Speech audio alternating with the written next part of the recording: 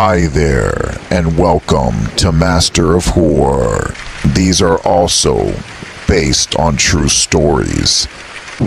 If you like what you hear, please like and subscribe. It really helps my channel out. Okay, my friends, now let's begin. True, scary, paranormal story number 1, The Mothman. In the 1960s, in West Virginia, Point Pleasant, many paranormal and unexpected sightings occurred. All of these sightings and experiences have been documented by the authorities and the newspapers. In November of 1966, two couples went on a date to a World War II dump site in Point Pleasant. They claimed as they were there, a large winged black creature with red glowing eyes chased them out of there. They reported the incident to the police. This marked the beginning of the paranormal events ever documented. The black creature would chase people to the ground. Many times, other people would suffer from bleeding eyes. Some people saw a giant mutated owl flying in the sky.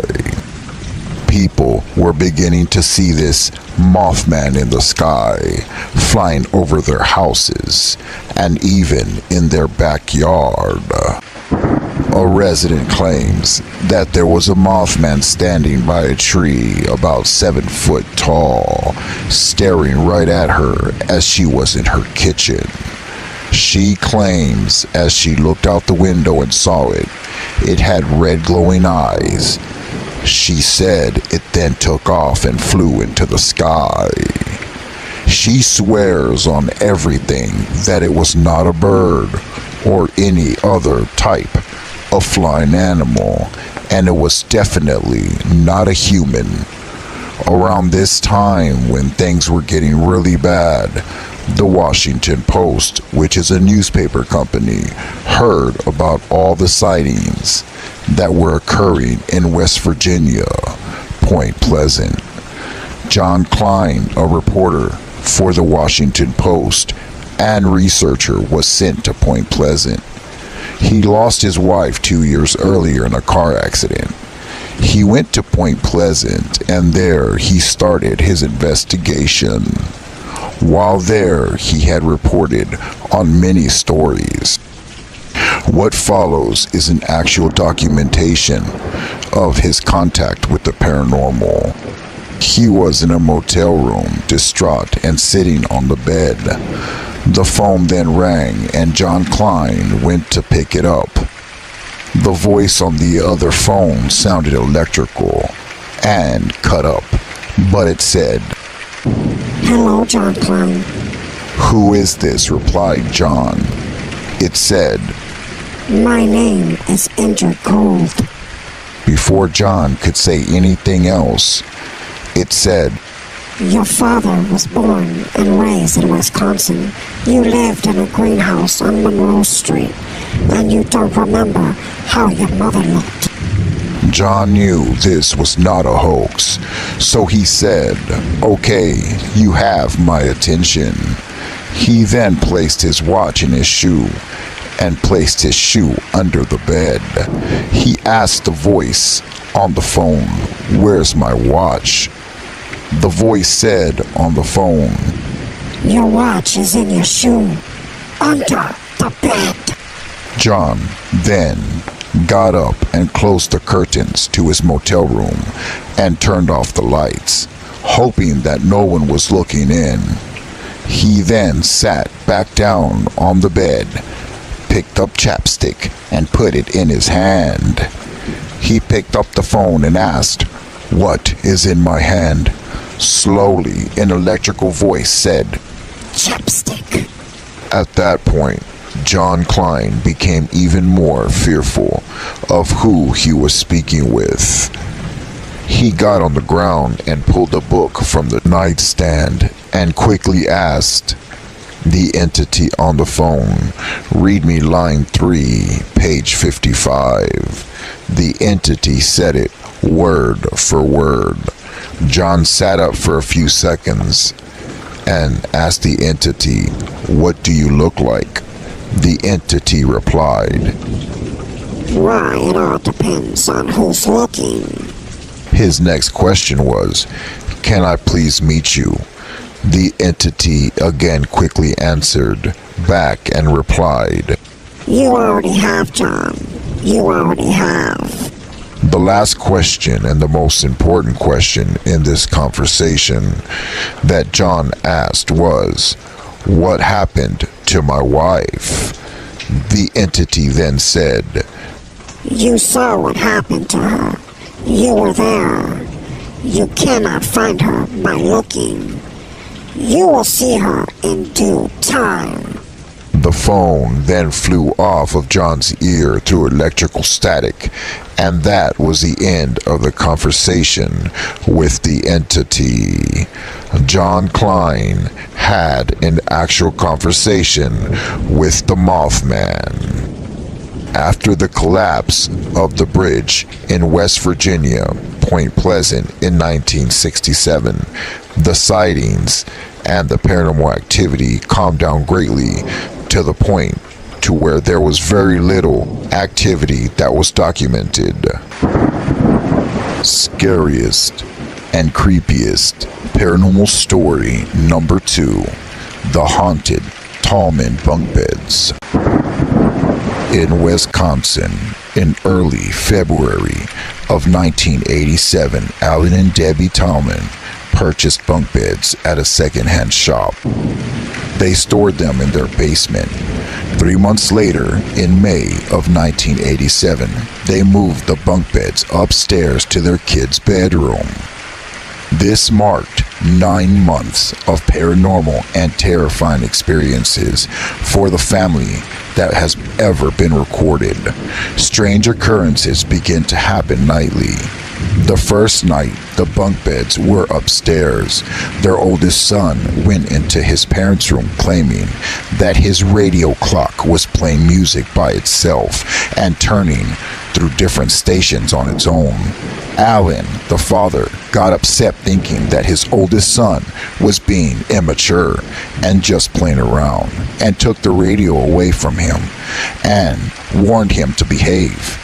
Another night, as their kids were asleep, they were awoken by something or someone crawling on the ground, portraying a dog and growling at them. Even though it was dark in their room, they could still see the outline of a dark shadow crawling in and out from underneath their bunk beds. Also, their daughter would explain that there was a fire in her room.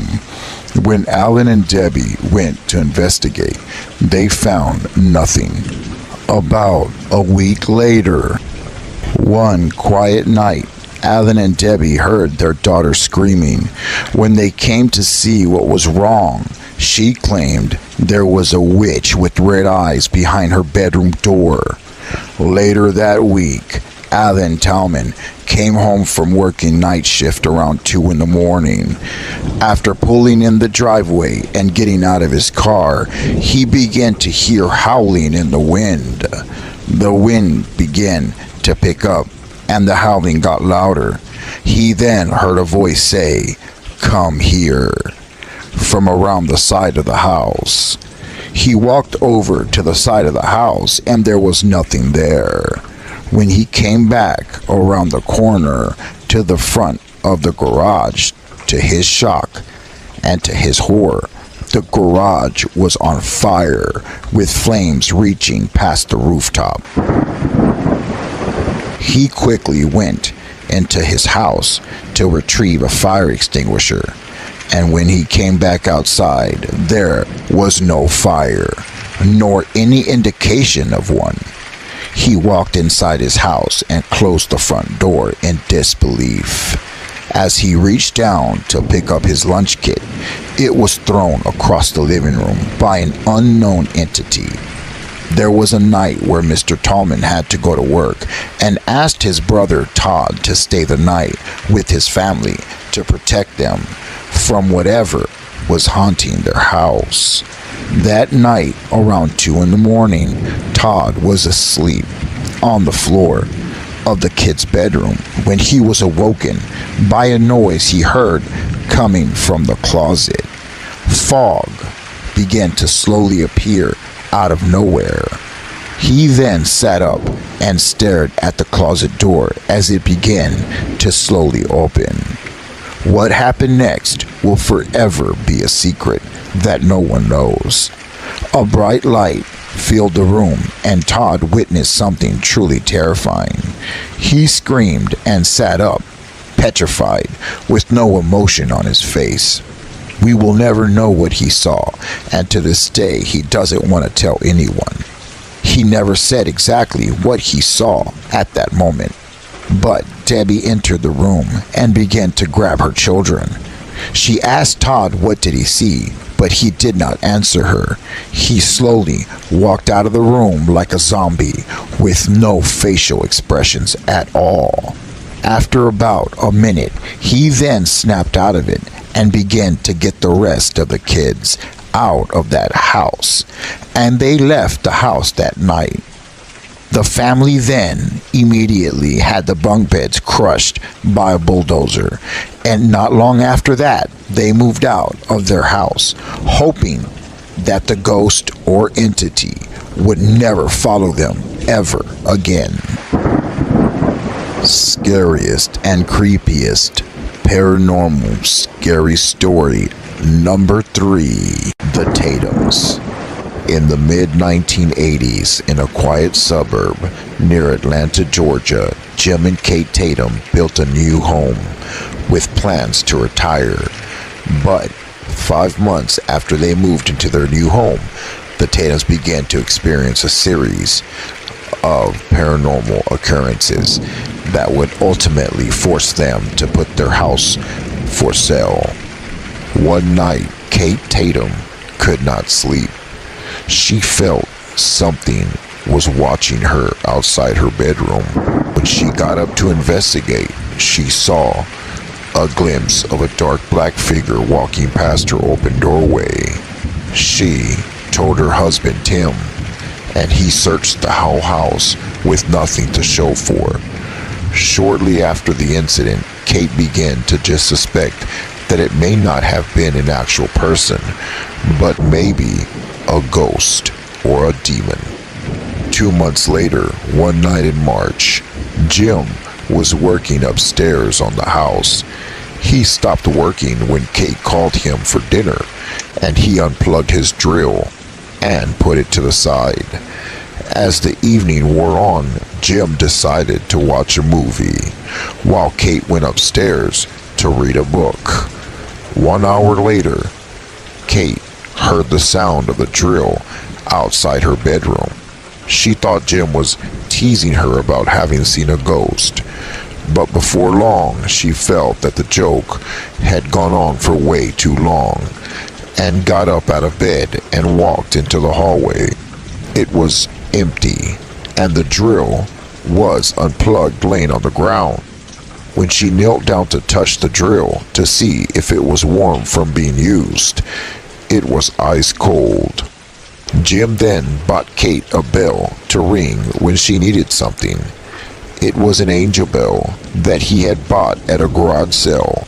This was because she had a surgery and was having trouble getting up out of bed, and he didn't want her to move around too much, especially after the surgery. One night, Jim heard the bell ring. That's right next to her as she was sleeping. He went to go see what Kate needed. He found that Kate was sound asleep and the bell had not been moved. After the third time of this happening, Jim had gotten tired of the teasing of the ringing bell by a ghost. So one day, when Jim and Kate were at the breakfast table, he whispered to her that only after ringing the bell 3 times, he would go up to see what Kate needed. But she would have to ring it 3 times, not once. Then and only then would he come upstairs. That very night, While Jim was downstairs watching TV, the angel bell rang 3 times, just as they talked about. Believing this time it was truly Kate, Jim went upstairs to see what she wanted. But again, to his shock and horror, Kate was sound asleep. Jim knew full well that something, an entity or a ghost, must have been hearing them, because not only did they say this to each other, but they whispered it. Jim picked up the angel bell and placed it on the dresser across the room, far away from Kate. As he walked away from the bedroom, through the doorway, the bell rang a 4th time. Jim said he got chills running up and down his arms. He said he felt as if something was standing right next to him and looking at him. The fear he felt at that moment was unexplainable. The Tatums later moved out of their home. The Goat Girl. While I was driving down the highway one night, headed home from working late at my job, I came across a young woman standing on the side of the road. I pulled up to her and asked her if she needed a ride, and she then nodded her head up and down and smiled at me. I opened my truck door and she hopped in. As we began driving down the road, I asked her where she was headed, and she told me to just go to the nearest town, which was about 20 minutes away. This girl looked young, maybe around 18 years old, and she did not talk the whole time. I decided to play some music, so I put my tape in the cassette player. After about 3 minutes of listening to music, I reached over to turn off the cassette player, but I accidentally hit the eject button, and the cassette tape fell onto the ground of the truck. She looked down at the cassette on the ground, and so did I, but I was driving at the same time. So, as I held on to the wheel with one hand, my other hand reached down to the ground to pick up the cassette. I was looking at the road, and every once in a while I had to look back down to the floor to grab the tape. The cassette tape was right next to her feet. As I looked at her feet, I was shocked to the core. What I saw to this day has petrified me. What I'm about to tell you is something that only the brave can handle. This girl had goat legs and goat feet. Her legs had fur and her feet were hooves. I was in shock and my eyes opened wide and I could feel my face go numb. I quickly looked at her and she was staring right at me. She knew that I saw her legs. I sat back up really quickly, and through the corner of my eye, I could see she was still staring at me. I couldn't stop shaking. She then started laughing. I can hear her laughing and giggling, yet through the corner of my eye, her mouth wasn't even moving. I slammed on the brakes and reached over quickly, grabbed the handle to the truck, and I opened the truck door. I lifted up my leg and I kicked her out. She flew out of the truck. I then slammed on the gas and took off.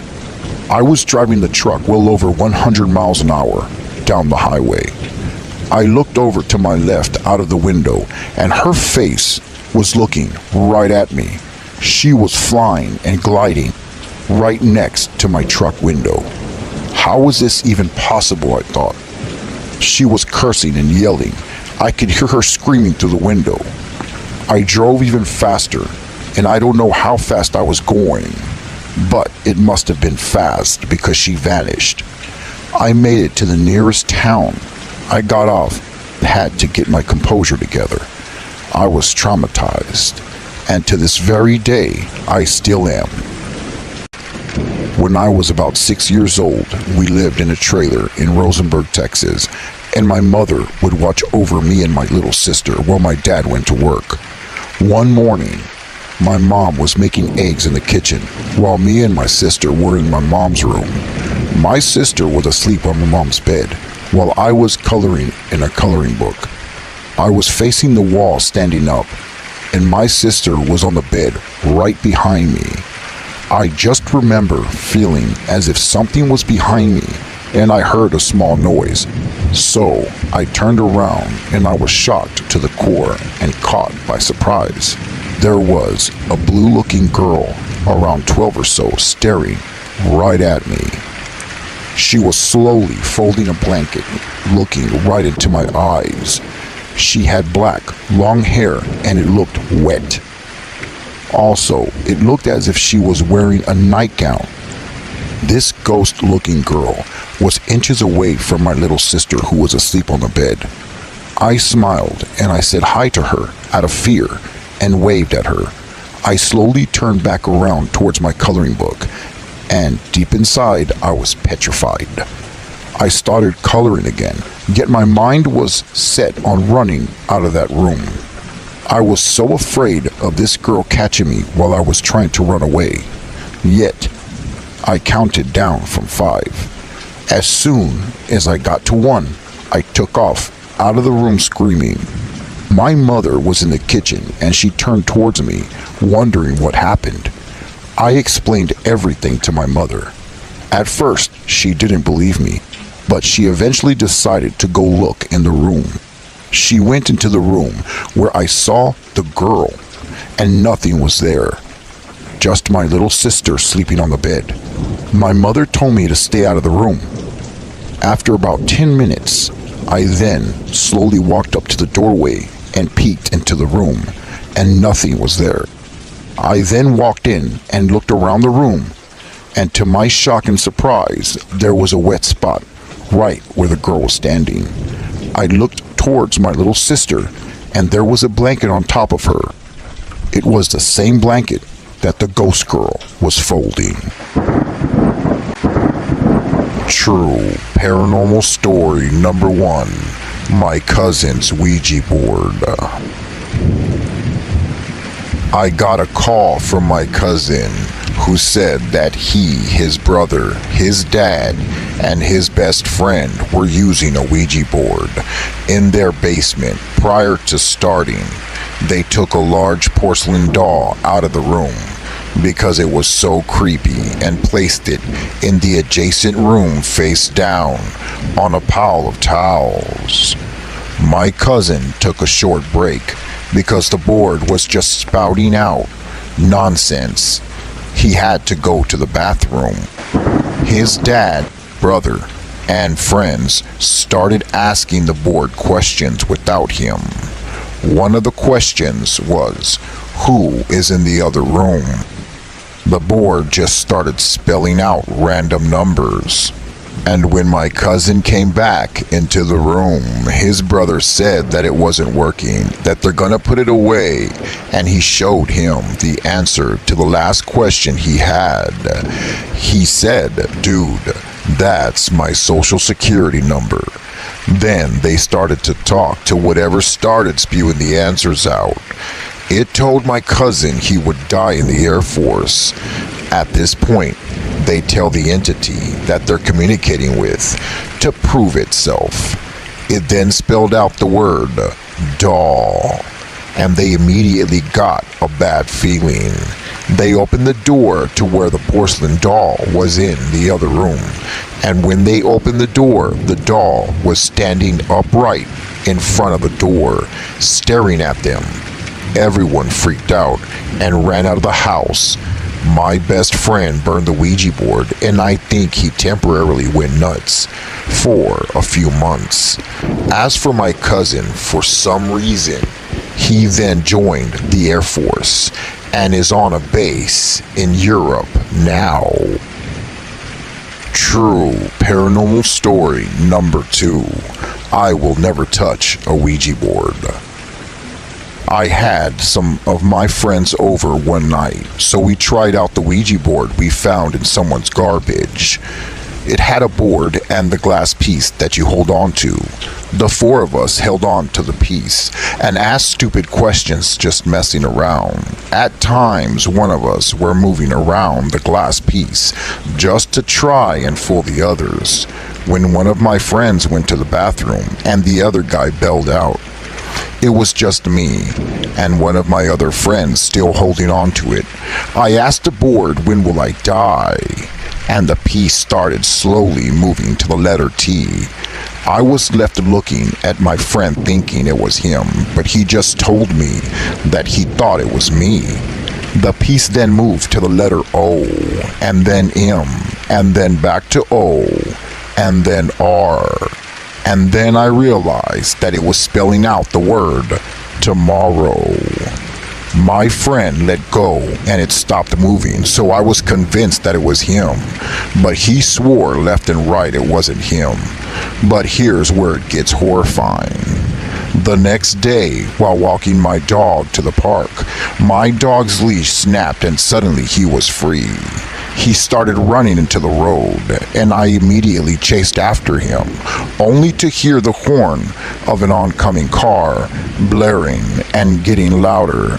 I dove as fast as I could out of the way, just barely grazing the car with my foot as it passed by. But it didn't end there.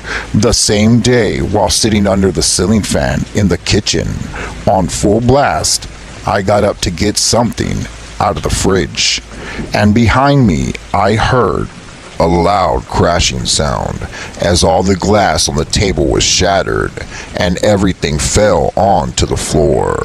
The fan had fallen off the ceiling and I was inches away from being decapitated. I really don't know if it was a coincidence that the day after the Ouija board said I would die, the next day that I had 2 near-death experiences. All I know is I'm never touching a Ouija board again. It is very likely that something is haunting our house. Through the years, I've experienced quite a few supernatural things in the house, like hearing footsteps when no one is around. The footsteps come from areas that are no longer walkable, like walking through closet walls and windows. Things and objects are thrown from shelves, but they don't just fall. They'll be lifted several inches into the air, hang there for a moment, and then get thrown to the ground with great force. And we always try to find a logical explanation. But after a while, we try to ignore these paranormal experiences or find a rational explanation. One experience involves my younger brother and sister. When my brother was a toddler, he woke up one morning and told the whole family that during the night he got out of bed and went downstairs. When he got there, an old lady yelled at him to get back to bed. My younger sister had the same experience a few years later. They were both about 2 or 3 years old when it happened. So my sister hadn't even been born when it happened to my older brother. But the time it happened to her, my brother had completely forgotten that it happened to him. So it is very unlikely that he told her about it. Over the years, my parents and I have tried to explain it away, telling ourselves that they were only dreaming, but the fact that they both described the lady in nearly identical terms does prove that they just might be telling the truth. They claim they saw this old lady in the newest part of the house too. You see, we added a new section to the house that we built back in 2007. I've never felt comfortable in that part of the house, despite it being the most newest. All that was on the land before we built the addition was a single tree and some grass, but I feel very uncomfortable there. For a couple of years, the activity actually stopped, but it started up again recently. Recently, I've had books thrown around in my bedroom, and my mother woke up a few days ago when she thought that she heard my sister coming down the hallway. You see, my sister always asks my mom to do her hair in the morning, despite being old enough to do it herself. That particular morning, my mom didn't want to do my sister's hair, so she pretended to still be asleep. After a little while, she heard a voice next to her calling, "Mom, Mom, Mommy," whispering, thinking it was my sister. About 30 seconds passed, and my sister hadn't tried to shake my mom awake or sit on the bed as she normally does in the morning. My mom decided to open her eyes, only to find that she was completely alone in the room, and my sister was still in her own bed asleep. My parents' bedroom was located directly above the room where my brother and sister saw that old lady. So now we've had an old entity and a child entity that may be connected to the land or the original house. Having lived in this house as long as we have, we're not entirely bothered by most of the things that have happened, and nothing ever really harmed us. As for the voice calling out to my mom and addressing her as Mommy, well, that did spook us a lot, because it's the most concrete thing that's happened to us, and it's the hardest to explain away. Paranormal True Story number 2, The Ghost Bride. This happened in late March in India. I was 14 years old. This happened in my village. There was no cinema, so I had to travel about 12 kilometers to get to the nearest theater. We usually went to the movies in groups, but one day none of my friends wanted to go, so I headed out alone for the evening show. Afterwards, I was dropped off at a bus stop that's located at the edge of my village. It was around 11 p.m., and my village being very small, I was all alone with no one around. I started walking towards home along the main road. After walking for about 20 minutes, I saw a woman. She was dressed in white and red. I felt really scared, and I knew she couldn't be human. She was covering her face with the garment, just like newlyweds do in India. So, I assumed she was a new bride. I thought to myself, what's a newlywed bride doing out here, all alone, late at night? She was just standing there with only trees surrounding her. I called down to where she was and asked if she needed help, but instead of answering, she started walking into the trees, and I found myself following her all the way. But no matter how fast I walked, I was never able to catch up to her. She was always ahead of me.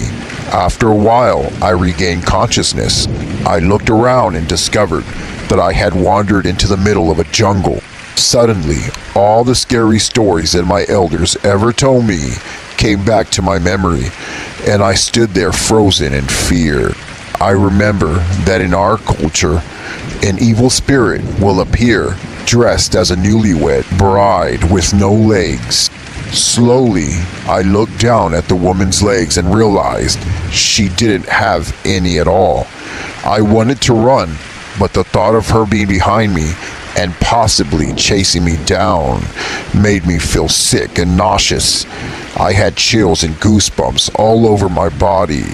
Just as all of this was coming through my mind, she stopped and turned to look at me. At that very moment, I told myself, you better run or you're gonna die right here. So I ran, and when I got close to my home, I started screaming for my mother. I then felt something grab my shoulder. It felt like a claw-like heavy hand. I screamed one last scream that I was barely able to do. My mother and brothers came outside and asked me what was wrong. I explained everything to them. They looked at my back because I said it was hurting, and there they saw claw-like scratch marks. My mother performed some rituals before letting me into the house. She wanted to ward off evil spirits so that it would never enter our home. I suffered from a very high fever for 3 days straight after seeing that evil bride. Once I was healthy again, I asked my mom if there were any new brides in our village or any surrounding village, and she said no, there was not. I still went to the movies after that, but only during the day, and never, ever alone at night again. Bloody Mary. When I was 12 years old, I became very interested in the paranormal. So my friend told me about standing in front of a mirror and reciting the words Bloody Mary several times in a row. Supposedly, this Bloody Mary would show up in person if you do that. I wanted to try it, but I was too afraid to do it alone.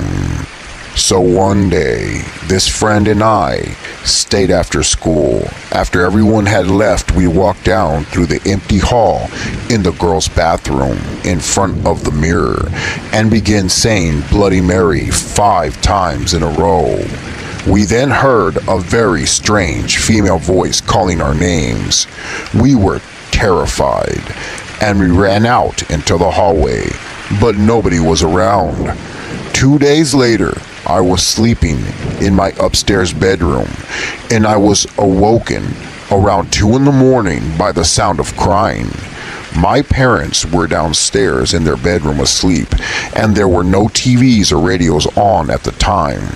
I was terribly frightened because it sounded like a young woman crying right there next to me in my room. Then, I will never forget what happened next. I looked up and I saw a lady standing next to my bed weeping. She was very pale and had tears coming down her face. Her head was surrounded by massive unruly black hair. She wore a torn white dress. Continuing to cry, she just stared at me. I finally said, "Leave me alone." Then she disappeared, but I could not sleep again that night. The next night, I dreamt that the spirit of another woman was choking me, and the crying lady from the previous night was standing right next to her watching. I then woke up and I couldn't breathe. It felt like somebody was in the room with me. I ran out of my room in the pitch black hallway and screamed. My parents came rushing upstairs. I feel that by chanting Bloody Mary, I somehow drew these spirits to me, and it was a very, very scary experience. Although I didn't like what happened to me, I still do want to explore the paranormal. However, I'm afraid of what might happen, and my parents think I'll go to hell if I continue. The Ouija board. This story was actually from my mother when she was younger.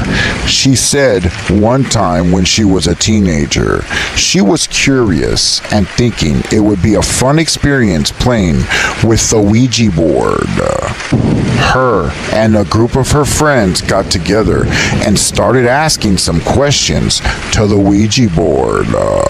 Everything was going great until the planchette started moving on its own without anyone touching it. Slowly, it spelled out, "I will follow you forever." Everyone started screaming and panicking, and without knowing how to close the session out, they just put the board away, and that was a big mistake. As my mother was watching TV with my grandma, she heard a noise from the kitchen and she decided to check it out. As she walked into the kitchen, a dark shadow-like entity with large, angry eyes then launched at her, causing her to scream in terror. My grandmother, who was right behind her, only saw my mom fall backwards and never saw the entity. She tried to calm her down, suggesting that she might have imagined it, and things went back to normal for a while. Later, my mom went on a trip to Laredo to buy some merchandise to sell during a bus stop. My mother went to the bathroom and suddenly everything around her darkened and she heard the bathroom door lock from the outside. Terrified, she started screaming and asked for help, but people who were outside couldn't open the door. She felt dozens and dozens of roaches crawling all over her feet. She began to scream louder than ever. But minutes later, the lights turned on, and someone opened the door, and everything went back to normal. Just like if it was a nightmare. These strange incidences began happening more frequently, and the angry-looking entity kept bothering her, apparently unexpectedly. Eventually, my mother started dating a man who would eventually become my father. He knew a lot about these entities and also about being a Freemason. He helped my mother do a lot of these experiences and helped her overcome most of them. But sadly, he passed away in 2020. After he passed away, the paranormal experiences returned to my mom's life, knowing that her protector was now gone. Today, the entity still bothers her and appears in her nightmares and sometimes manifests materially. I, myself, will follow in my father's footsteps and will try to gain as much knowledge as I can to confront this dark entity and keep it away from my mother and from our lives forever. The Mothman. In the 1960s, in West Virginia, Point Pleasant, many paranormal and unexpected sightings occurred. All of these sightings and experiences have been documented by the authorities and the newspapers. In November of 1966, two couples went on a date to a World War II dump site in Point Pleasant. They claimed as they were there, a large winged black creature with red glowing eyes chased them out of there. They reported the incident to the police. This marked the beginning of the paranormal events ever documented. The black creature would chase people to the ground. Many times, other people would suffer from bleeding eyes. Some people saw a giant mutated owl flying in the sky. People were beginning to see this Mothman in the sky, flying over their houses, and even in their backyard. A resident claims that there was a Mothman standing by a tree about 7 foot tall, staring right at her as she was in her kitchen. She claims as she looked out the window and saw it, it had red glowing eyes. She said it then took off and flew into the sky. She swears on everything that it was not a bird or any other type of flying animal, and it was definitely not a human. Around this time when things were getting really bad, the Washington Post, which is a newspaper company, heard about all the sightings that were occurring in West Virginia, Point Pleasant. John Klein, a reporter for the Washington Post and researcher, was sent to Point Pleasant. He lost his wife 2 years earlier in a car accident. He went to Point Pleasant, and there he started his investigation. While there, he had reported on many stories. What follows is an actual documentation of his contact with the paranormal. He was in a motel room, distraught and sitting on the bed. The phone then rang, and John Klein went to pick it up. The voice on the other phone sounded electrical and cut up, but it said, "Hello, John Klein." "Who is this?" replied John. It said, "My name is Injured Gold." Before John could say anything else, it said, "Your father was born and raised in Wisconsin. You lived in a greenhouse on Monroe Street, and you don't remember how your mother looked." John knew this was not a hoax, so he said, "Okay, you have my attention." He then placed his watch in his shoe and placed his shoe under the bed. He asked the voice on the phone, "Where's my watch?" The voice said on the phone, "Your watch is in your shoe, under the bed." John then got up and closed the curtains to his motel room and turned off the lights, hoping that no one was looking in. He then sat back down on the bed, picked up chapstick and put it in his hand. He picked up the phone and asked, "What is in my hand?" Slowly, an electrical voice said, "Chapstick." At that point, John Klein became even more fearful of who he was speaking with. He got on the ground and pulled a book from the nightstand and quickly asked the entity on the phone, "Read me line 3, page 55. The entity said it word for word. John sat up for a few seconds and asked the entity, "What do you look like?" The entity replied, "Why, it all depends on who's looking." His next question was, "Can I please meet you?" The entity again quickly answered back and replied, "You already have, John. You already have." The last question and the most important question in this conversation that John asked was, "What happened to my wife?" The entity then said, "You saw what happened to her. You were there. You cannot find her by looking. You will see her in due time." The phone then flew off of John's ear through electrical static, and that was the end of the conversation with the entity. This is 100% true, so this will probably be a boring account compared to some of the other posts here. I grew up in Albuquerque, New Mexico. My mom would often take us camping in the summer. This particular camping trip was somewhere in the vicinity near a reservation in the New Mexico area. My mother took my older brother Chris, who was 10, and myself, 8, camping, often in those days, and preferred dispersed camping on NPS land rather than camping on merged grounds.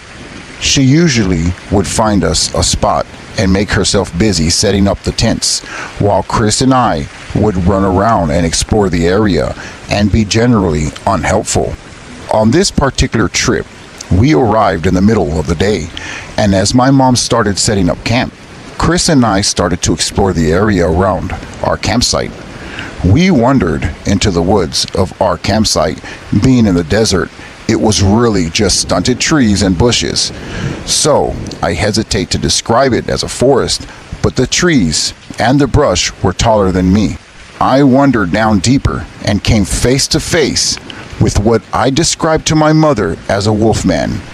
It was crouched low with long slender arms reaching down to the ground and large pointed ears like a deer. The fur covering its body was sandy brown and patchy, as if it had mange. It had large orange eyes and a snout like a wolf or a coyote. It showed its teeth at me and stood up in its full height. It was the biggest animal I'd ever seen, towering well above both of us. I had never been, and probably still have never been, as frightened as I was that day. Then Chris and I started screaming for our mom to come to our rescue. Chris regained his senses before me, taking off running back up the embankment to the campsite. The wolfman turned and sort of sped off as he scanned the area, and he went through the brushes and trees. Its legs were backwards like a dog's, and its strides took it far away faster than any deer or antelope I'd ever seen. After a split second of staring at it in horror, I followed my brother up the embankment, screaming for my mom.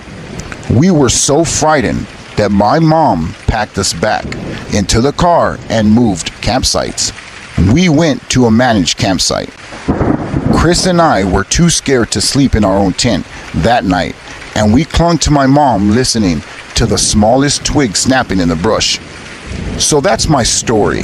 It's boring compared to some of the others here, but it's 100% true, and I wanted to share it. I vividly remember the way this animal moved as it ran away from us into the brush, and the sheer utter horror I felt looking into its face.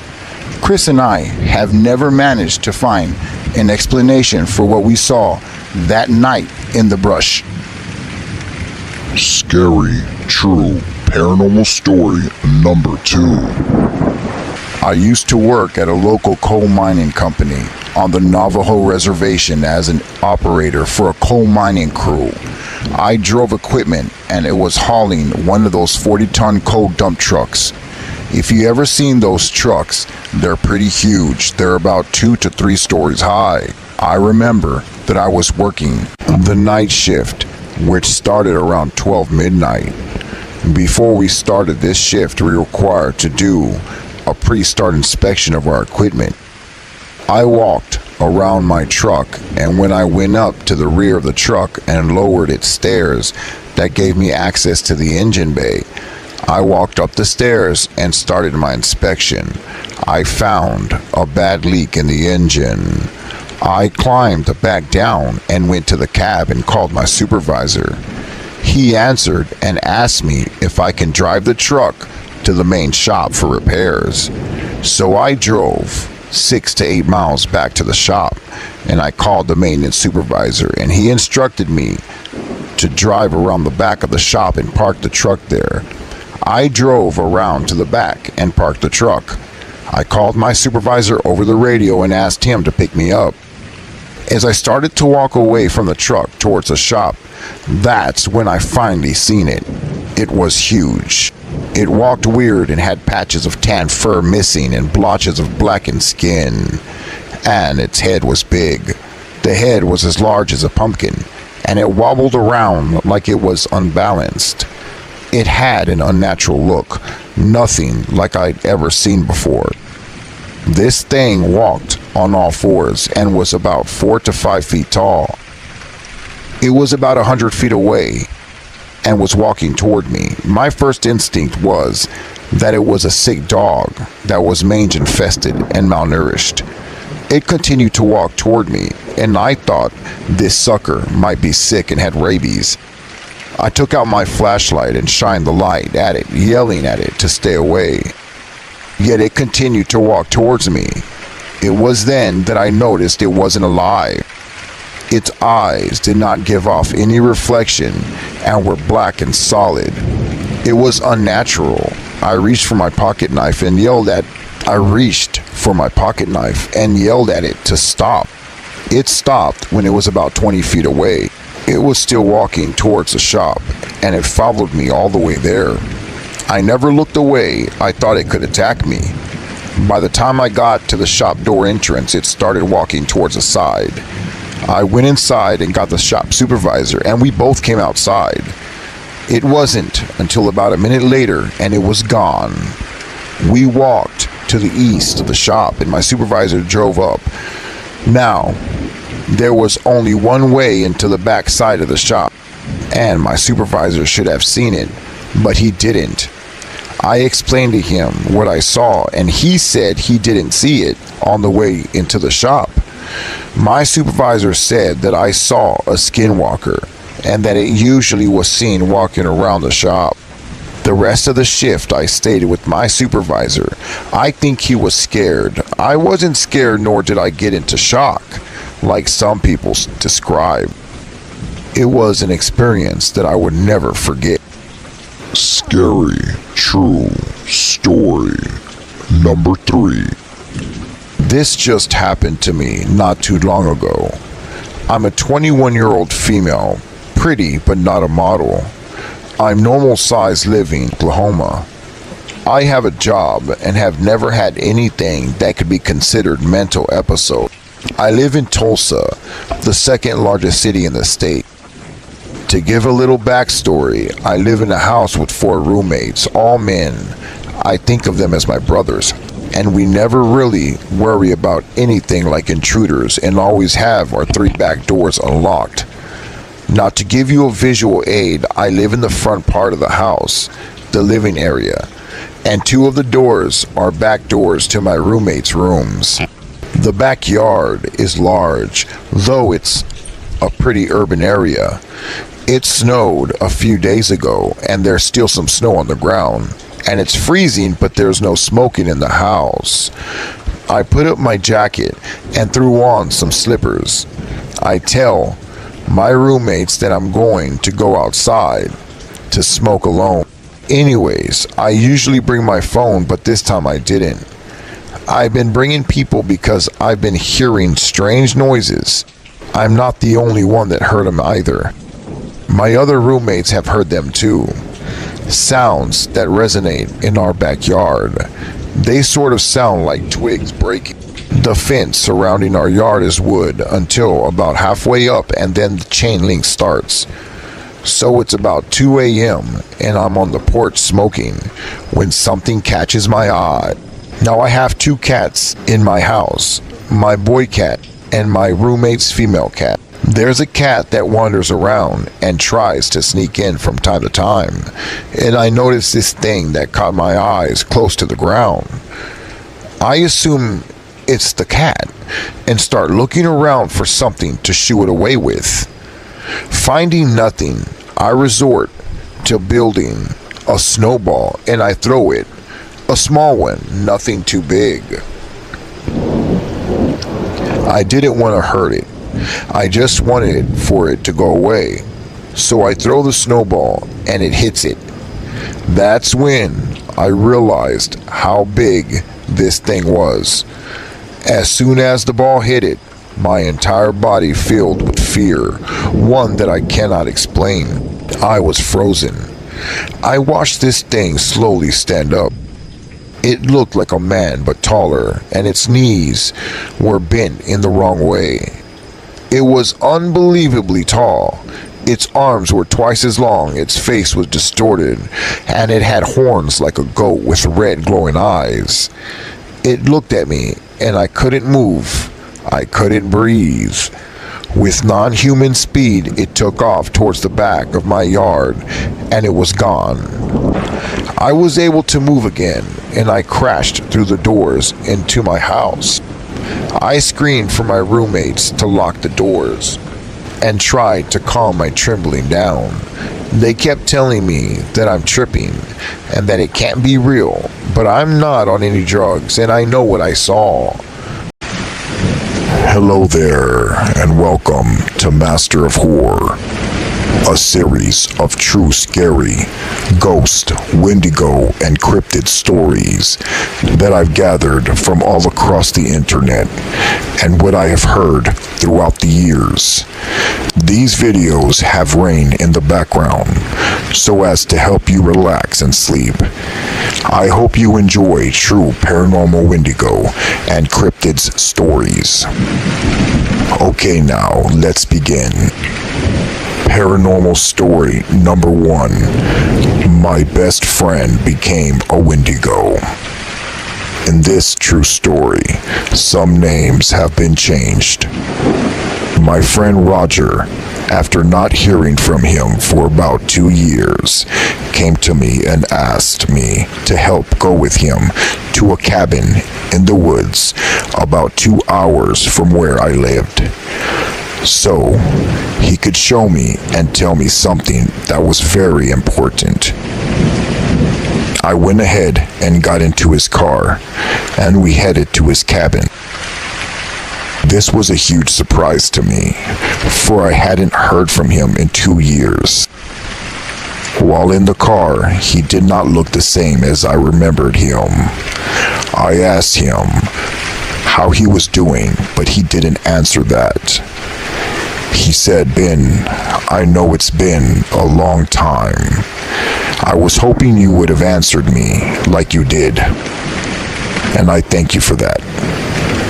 The whole ride over there to the cabin felt really awkward, and I knew that he must have been in some kind of trouble, so I asked him, "Roger, is everything okay?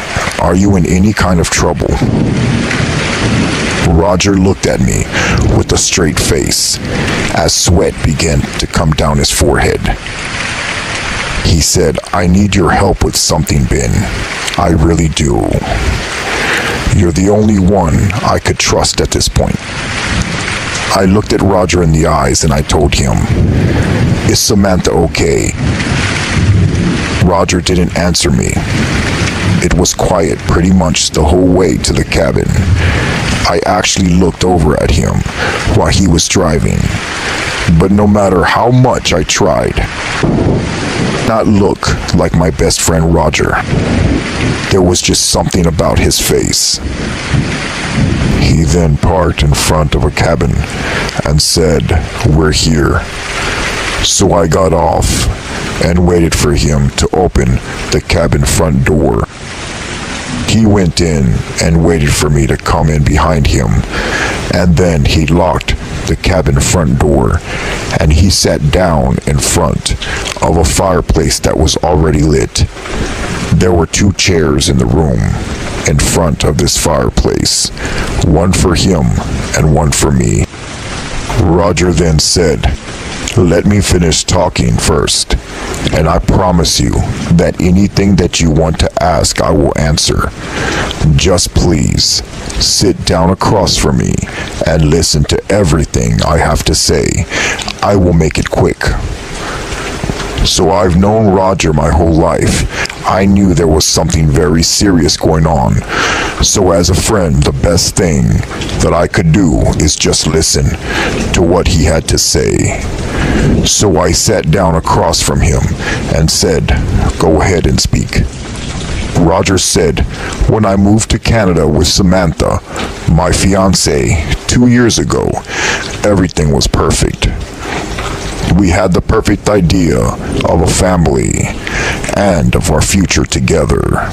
A year into living with her in Canada, she started talking to some old friends that she had in school and would come home late at night.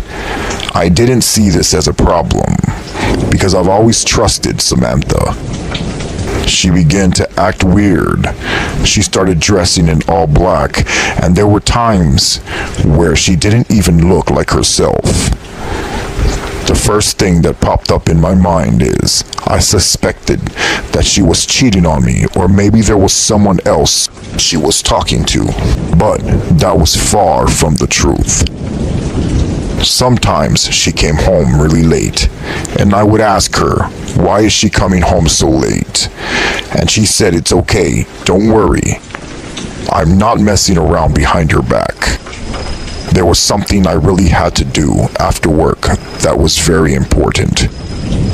This went on for a couple of months, until it got so bad that she would not show back up at home days at a time. I started to notice that her skin would look more pale, but yet she would look more younger. She looked vibrant and her eyes had a sort of a glow to it. She looked so young, way younger than she really is. There were times I could not even keep up with her. But everything changed one night. She had said that she wanted to play a game, so she tied me up to a chair and put handcuffs on me, on both of my wrists, tightly. I thought she was going to do something kind of naughty, something that we've never done before.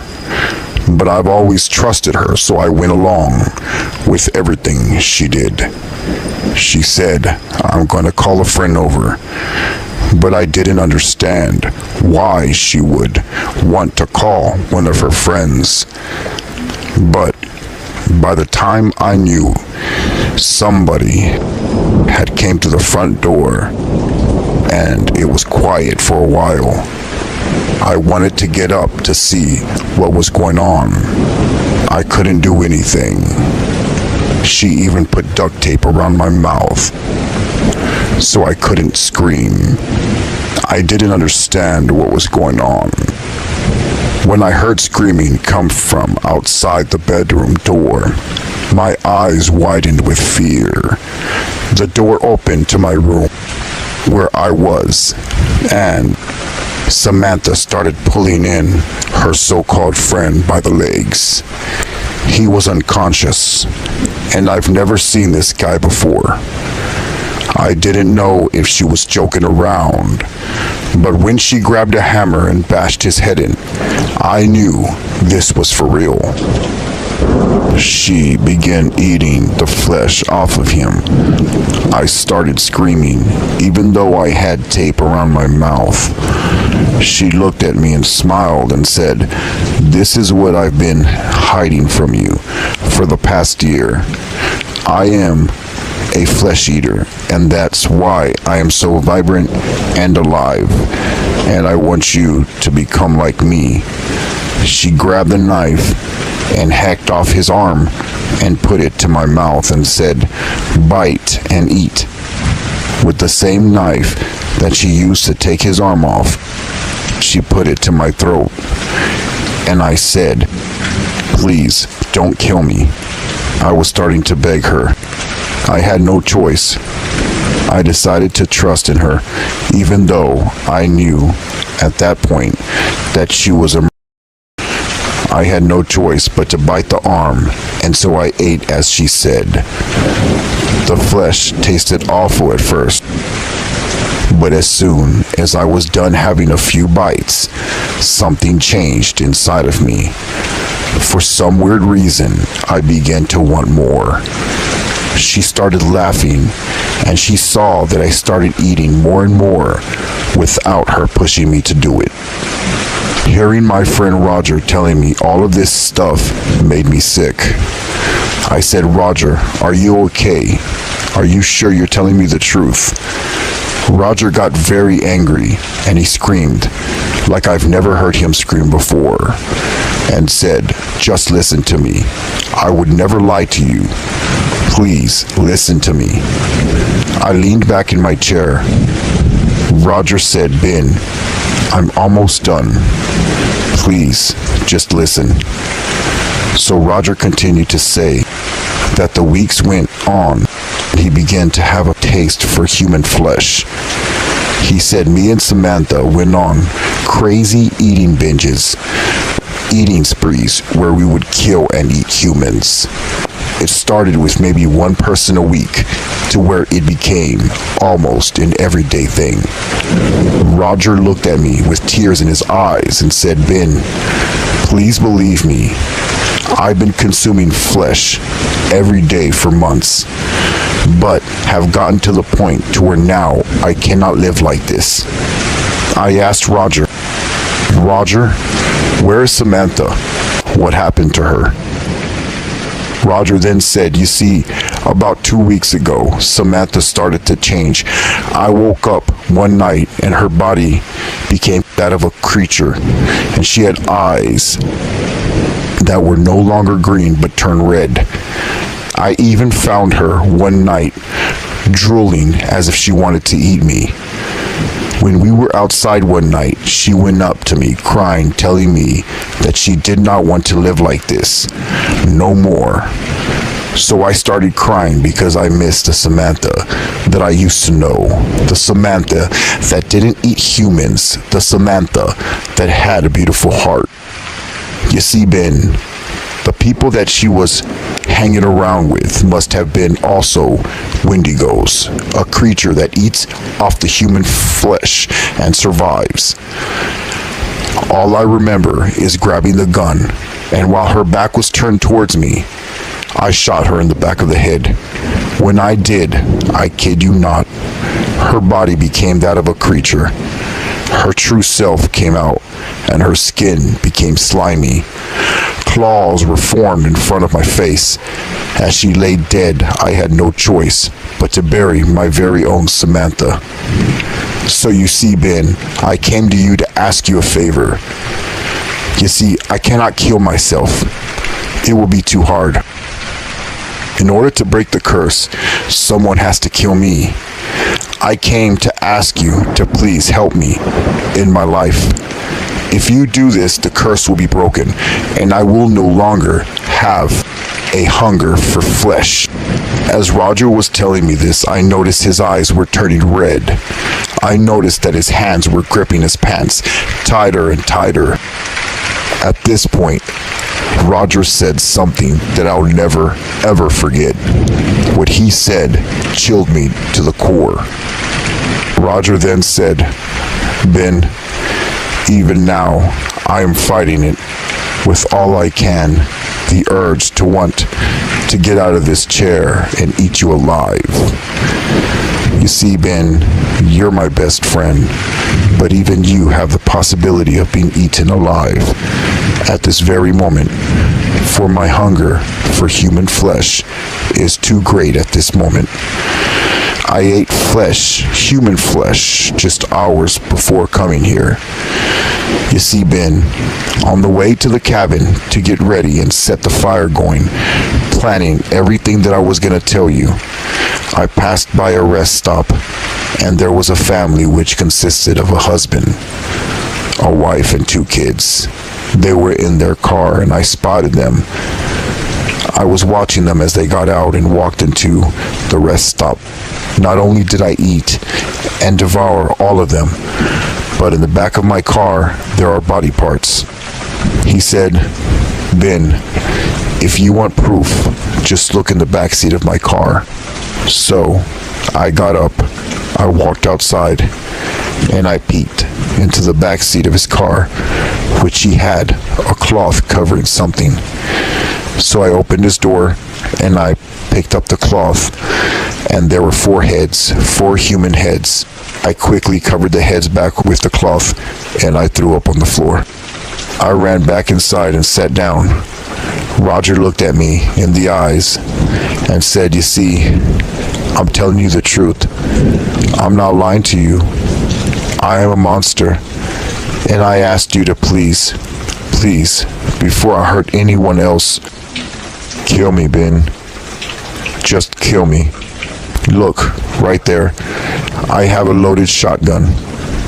Please blow my brains out so I do not hurt anyone else." I was really scared because for the first time I was going to kill someone, but not just anyone. It was my best friend I was going to murder. My best friend Roger. The Roger that I've known since we were kids, since the 2nd grade. Roger continued to speak and said, "When you're done killing me, I have in the glove compartment $50,000 that I saved up that I will give to you that you can have. That is my life savings right now. That is what me and Samantha accumulated throughout the years. In the back of my car, I also have gasoline and matches. I want you to torch the cabin. Torch it to the ground." I looked at Roger and I told him, "Okay, I will do it. I will do it for you. That's the least I can do."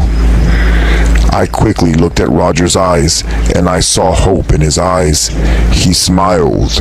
He smiled, and for the first time I saw him smile, and I knew that he was going to be at peace.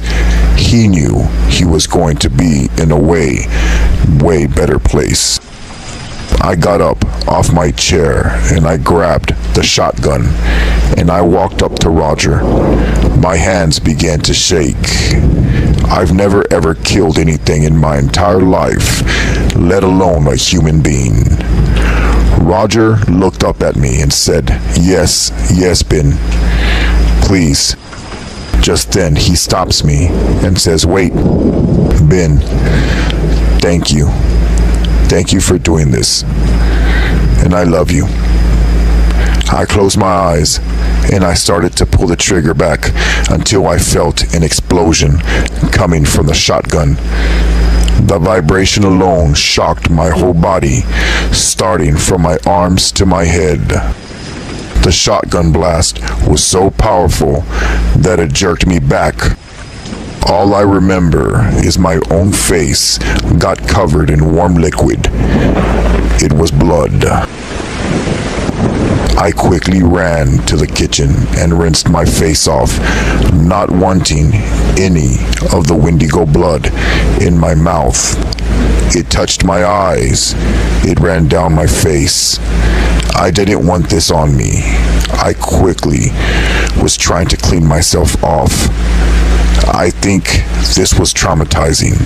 I walked to the chair of where he was sitting, and he had no head. I went to the back of the car, and I quickly took the gasoline out, and I torched the cabin. I watched from the outside the cabin going up in flames. The whole cabin, with my best friend Roger, and any memories that he's ever had were up in flames. But just then, while the cabin was in flames, I forgot that he had the key in his pocket to the car, and I was going to be stuck there in the woods. But it was way too late. The flames were too big at that point, and smoke filled the cabin. I had no choice but to leave the key in his pocket. I ran to the back of the car and I grabbed a backpack that he had, and I went to the glove compartment and I pulled out the $50,000 in cash. I also grabbed the handgun that he had in his car. I hurried up and I put gasoline on the car, and I also lit that on fire. I ran towards the dirt road on the main path out of there. As I was walking, many thoughts were going through my mind. I was able to hitchhike my way back to where I lived. I rented a motel for a couple of days, not wanting to go to my house.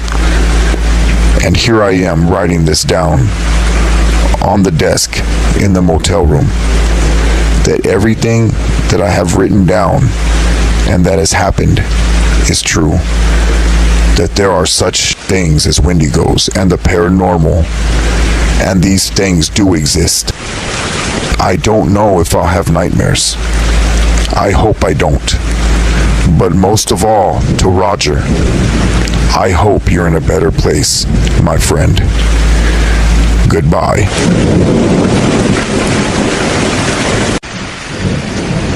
Me and my uncle are Mexican and Native American, and this happened in the Mojave Desert in South California. He was driving around with his girlfriend late at night, and they saw something that looked like a huge black dog on the side of the road. He slowed down, and the dog then began crossing the road. Instead of walking like a normal dog, this thing moved like a toy rocking horse. He said it stopped in the middle of the road and stared at them, and its eyes had a red glow. My uncle is the most coolest badass person in the world. He didn't even get scared. Nothing scares him. A man from the reservation has just delivered a bull to a buyer's ranch out far in the reservation. He starts getting lost, and in a couple of hours it gets late. It's a lot of land, and what maps are available aren't always available.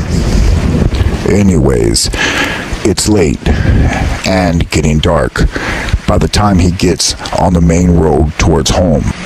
Just as he gets to the intersection where there's no stop sign, he sees up ahead, right in the middle of the road, a lone coyote is just standing there.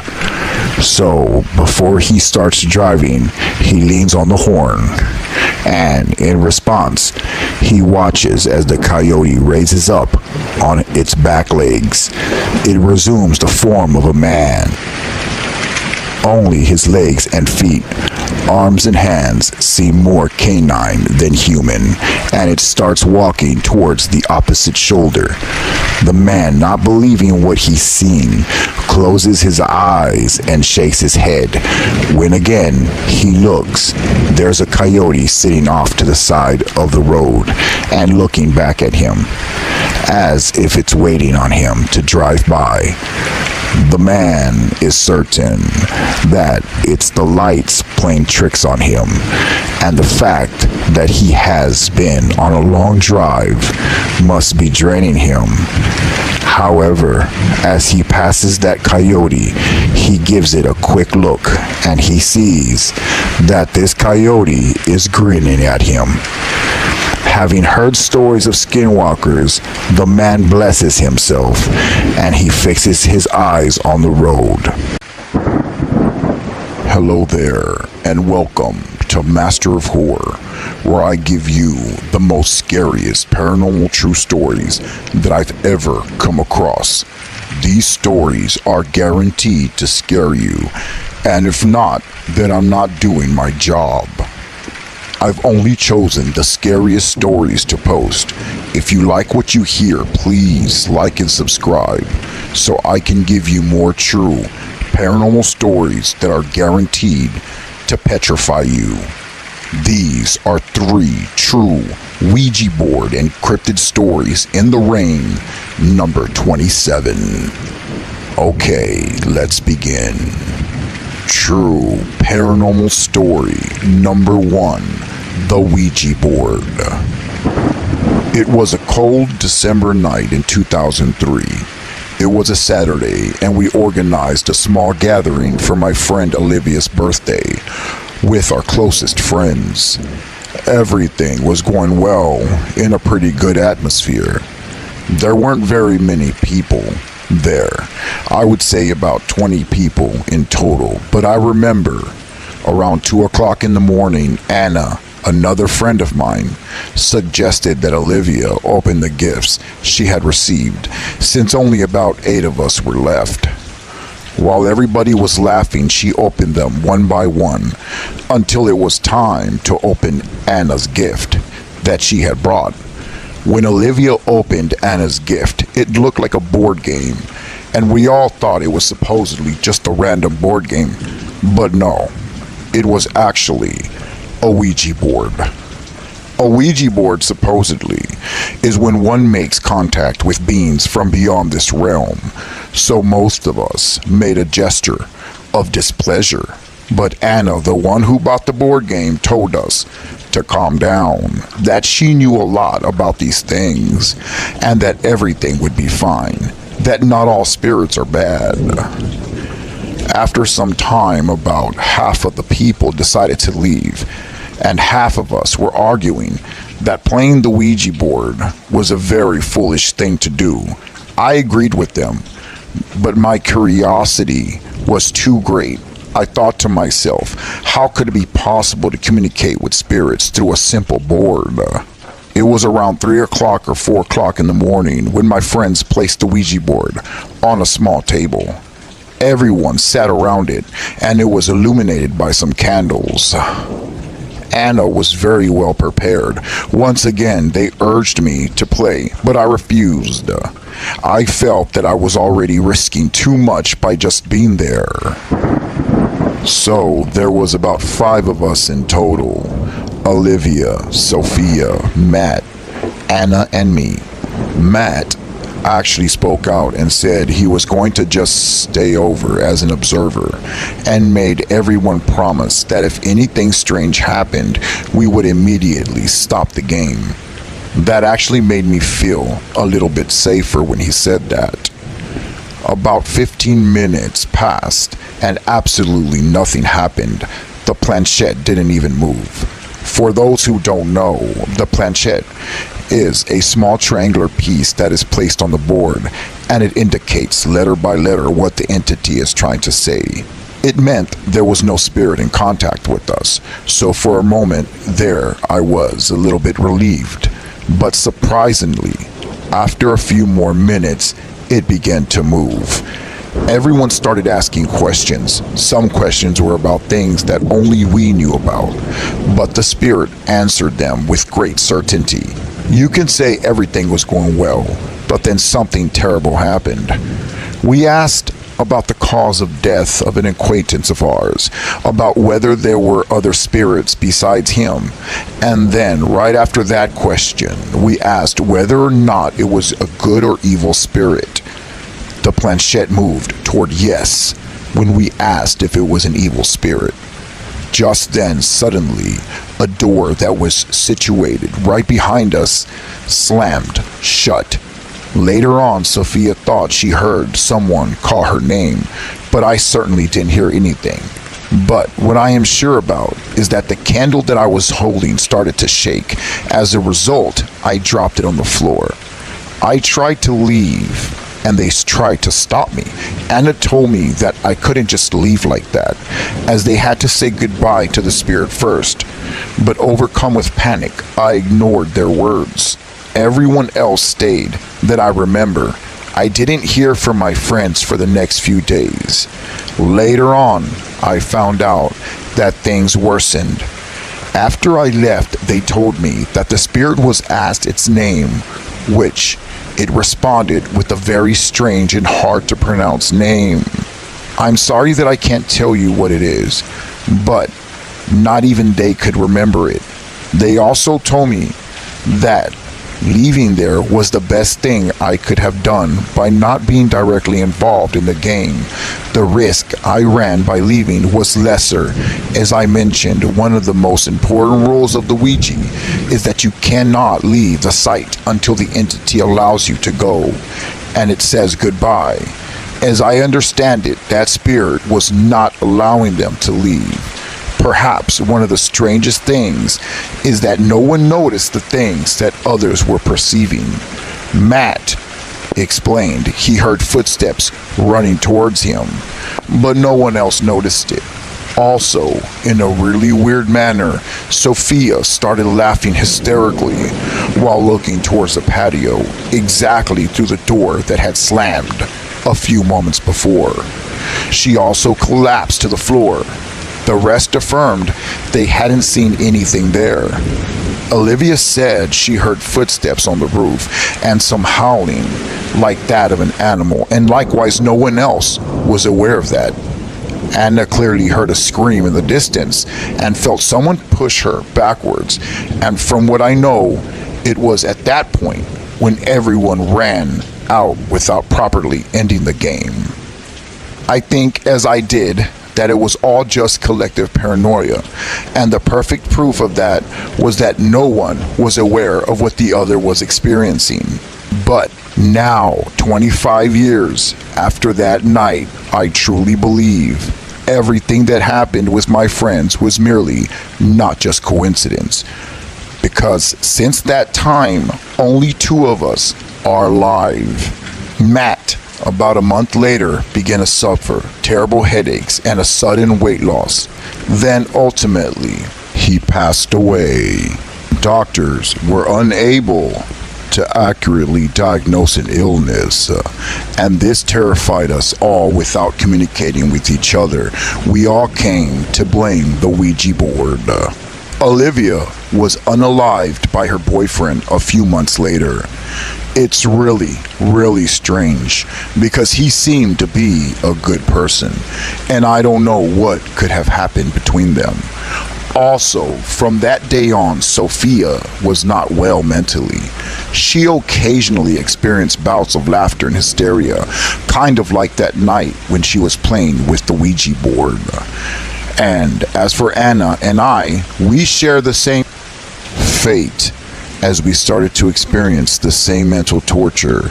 In my case, I began by hearing a voice calling me, and later I started to see shadows with strange shapes. Although some have humanoid forms, I must say that I have managed to get used to this over time.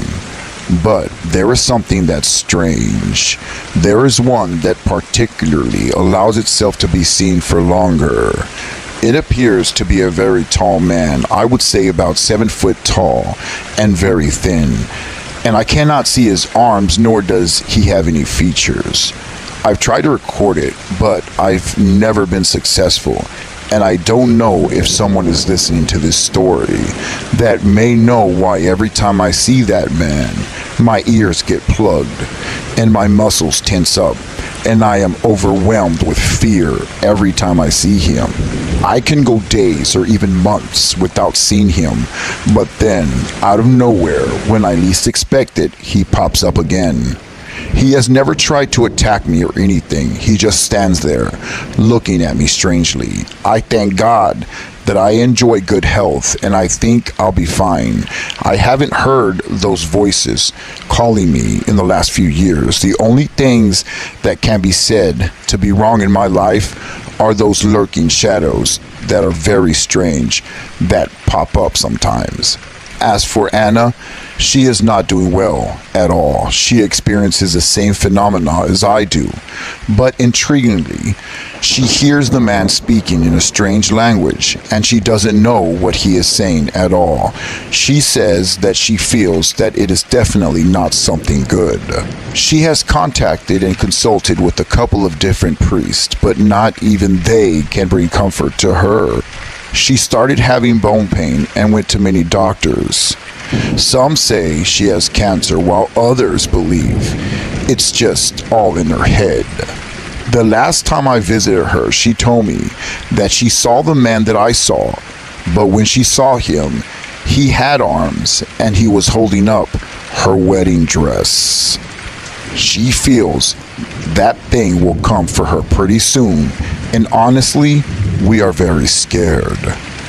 I don't know what will happen, but I ask that you can offer a prayer on behalf of her. I'm almost sure that after her, it will come for me next. However, I am aware that I must face the consequences. The only hope that I have, looking back, is that the 3 people that did leave early had prosperous, happy lives, and nothing happened to them. I am one of those that left early. True paranormal story number 2, The Haunted Apartment. Hi, I used to live in a townhouse in Rosenberg, Texas in the mid-1990s. We had an older man named Johnny who was the maintenance man, and he had a friend named Ted that would help him do maintenance work for the townhouses. So when people would move out, Johnny and Ted would have to clean up the apartment, fix it up, and get it ready for new occupants. Johnny would tell me that people would leave the most outrageous things behind. He claims that most people never even cleaned up the place when they left, leaving most of their valuables behind.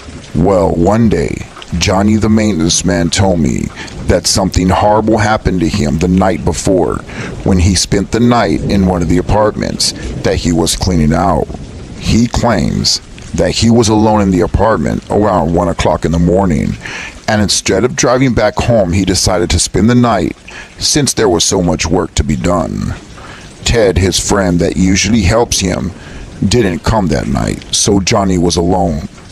The electricity was off, but Johnny had his flashlight, and he said that he had some candles with him, and he made a small sleeping area on the carpet floor and laid down to sleep to try to get some rest before he had to wake up in a few hours to start work again.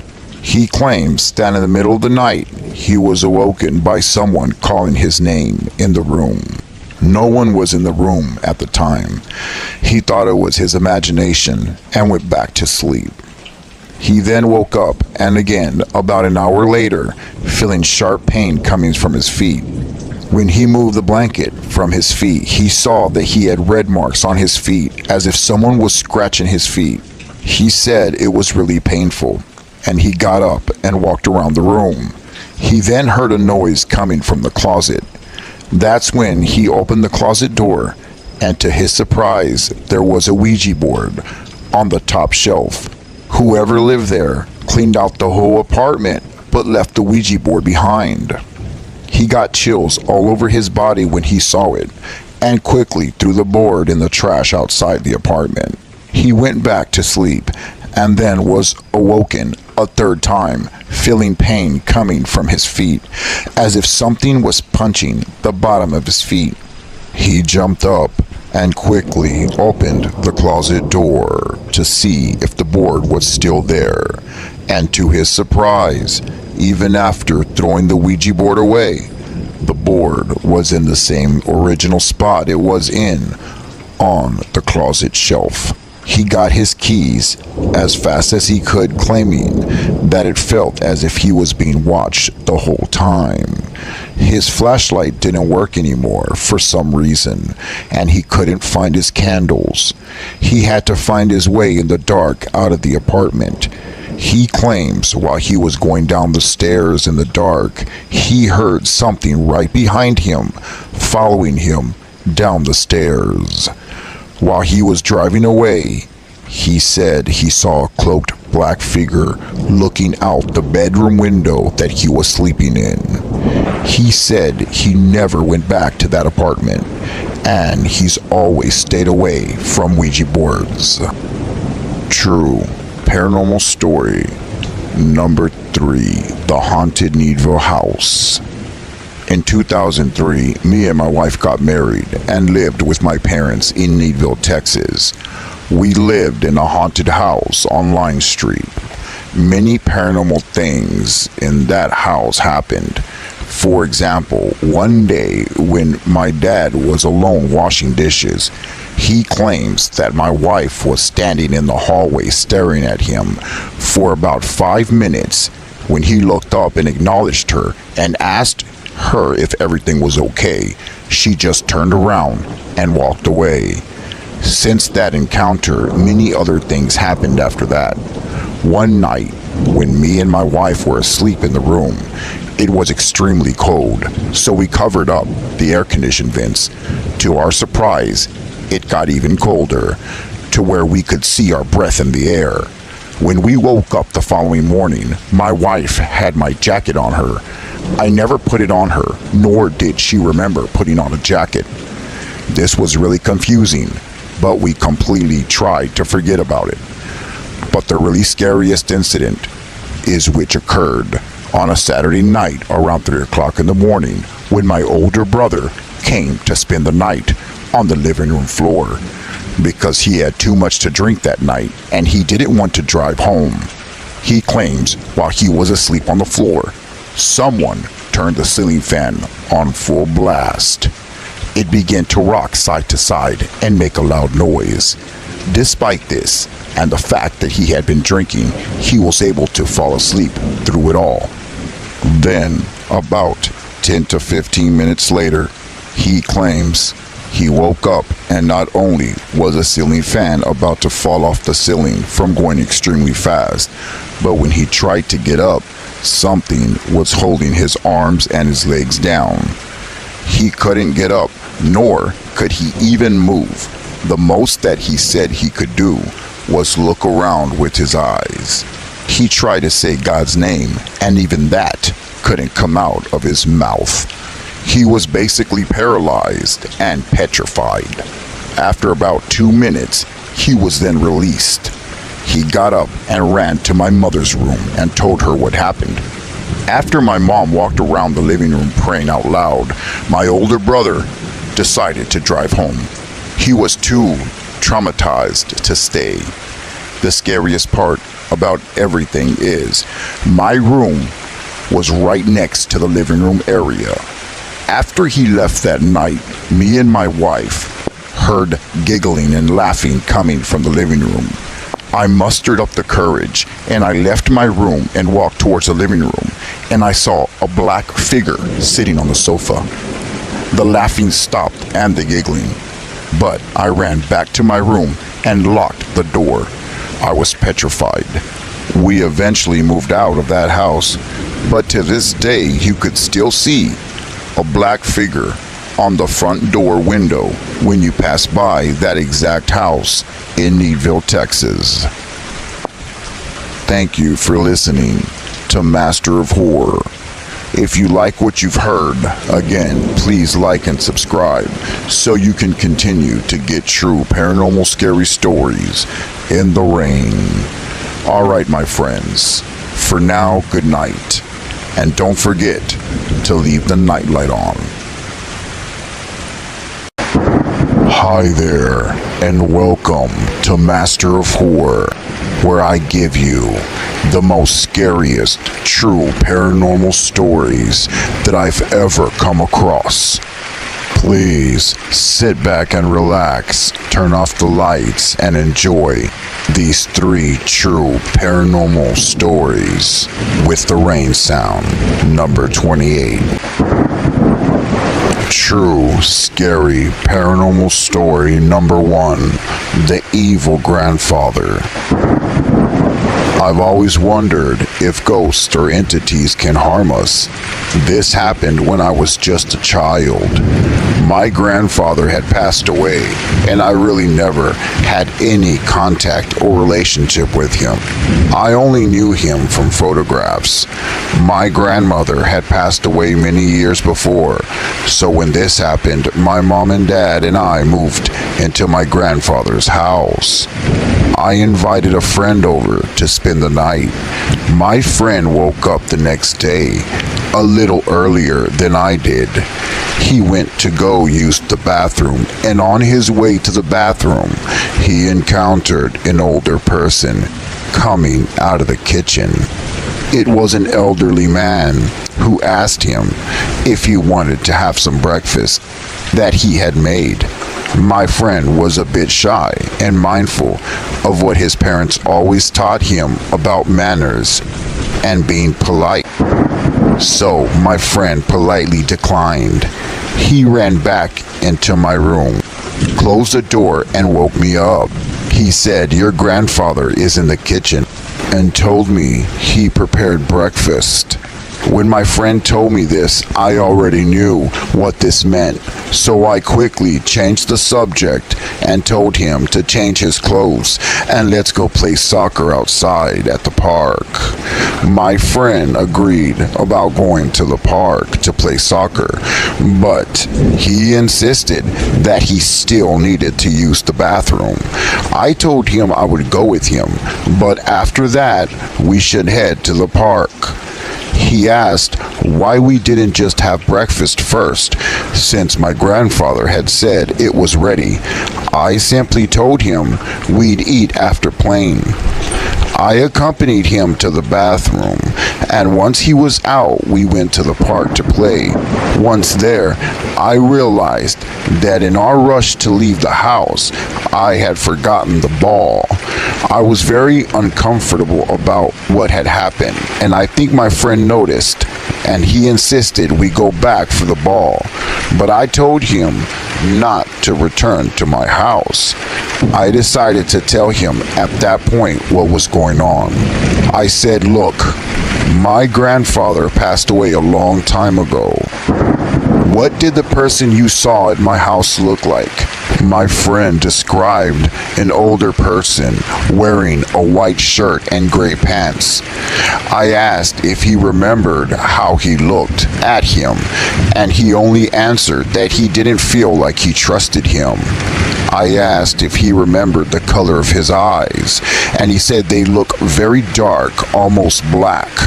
I then told him that that was my grandfather, but he passed away a couple of months ago, and that I had seen his entity in the house before. I told him that my grandfather was not a very good person. He was actually an evil person. I told him that my mom stopped having a relationship with him because he had strange beliefs.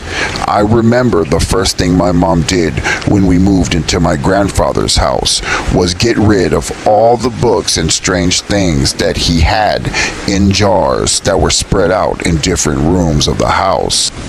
I also told him that since the day we moved in, that man has appeared to me 3 times, inviting me to talk with him or have breakfast with him. And he gets very angry every time I say no to him. But yes, it is his ghost. My mom always told me just to ignore it. We believe that my grandfather wants to harm us because when he was alive, he would always say, "Those are my grandchildren. They are mine." I asked my friend if he could please stay with me just a little bit longer until my mother got home, because I didn't want to stay home alone with the ghost of my grandfather. As we were on the sidewalk, my friend turned around and looked at the window of my house and said, There he is." I turned around to see what my friend was looking at, and yes, my grandfather was standing right there in the window, looking right at us with black eyes. I told him, "Don't let him fool you. He is not a real person." Then my mother finally came to pick us both up. True paranormal story number 2, The Incubus. I never believed in demons, dark entities, or anything supernatural, but I experienced something when I moved to another country, and to this day, I can tell you those entities are real. I'm from Mexico, and I don't want to give too many details. I wouldn't like to reveal my identity due to the nature of the story. Only a few people really know what happened to me. I prefer it stays that way. So to begin with, my brother got a job in the United States, working in Texas for a really good company. I decided to move in with him, not only to keep him company, but also to get better experience with the United States.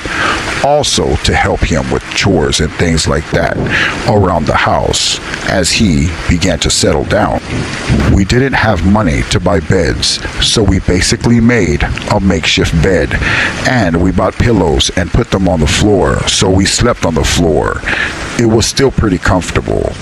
As we're laying down next to each other, we had some space in between us, but one night I felt like something laid right behind me. I felt really uncomfortable, and I told Steven, my brother, to move over, that you're too close to me. You're not letting me sleep. And I threw an elbow at him, but when I moved my arm to throw the elbow, I didn't hit anything. My elbow went directly to the floor. It was really strange because it literally felt like someone was laying right behind me. When I turned around, I saw that my brother was a bit startled by me shouting out loud, but eventually he closed his eyes and went straight to sleep.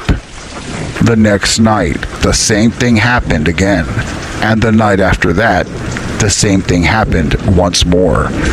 Then, on the 4th night, I decided to change the position in which I slept. Normally, I slept on my left side, so I decided to sleep on my right side. I already thought it was my imagination, and somehow, every time my brother moved and was behind me for some reason, I felt like someone was snuggling up against me. So after rationalizing it that way, I decided to change my sleeping position, but to my surprise, this did not improve my situation, but it rather got worse. So when I was just about to fall asleep, I felt someone lay down behind me and got really close to me and started spooning me. It felt like they put their arms around my abdomen and pressed really hard. I was really terrified. I opened my eyes and I saw that my brother was in front of me, and all I could do was scream. And when I screamed, whatever was behind me disappeared. My brother was already upset because I hadn't let him sleep for a few nights. He screamed and asked me what was wrong, and why are you screaming?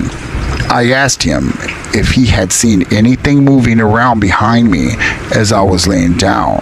He didn't understand anything I was trying to say, and he said that this was bringing a lot of stress upon him, that he can no longer fall asleep at night and get the rest that he needed.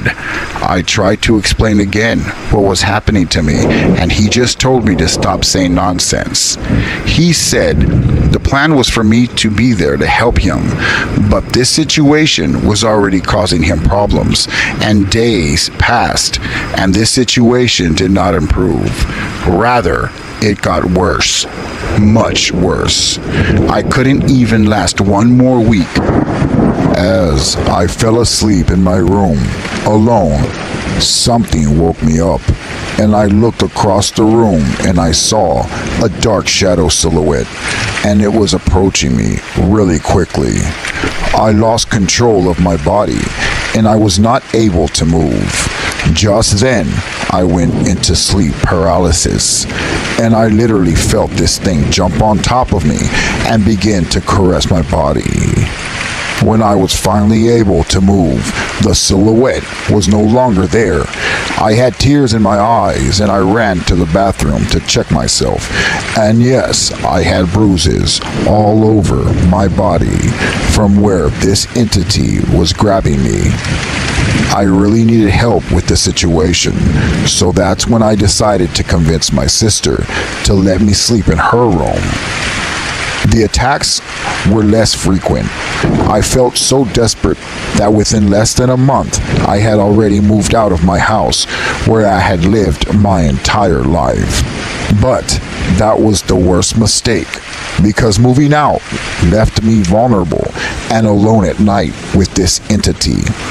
I thought I was going to live the rest of my life in this chaotic nightmare, but just as I thought it was all over, one day when I was walking down the sidewalk, a person approached me and said, "You need my help.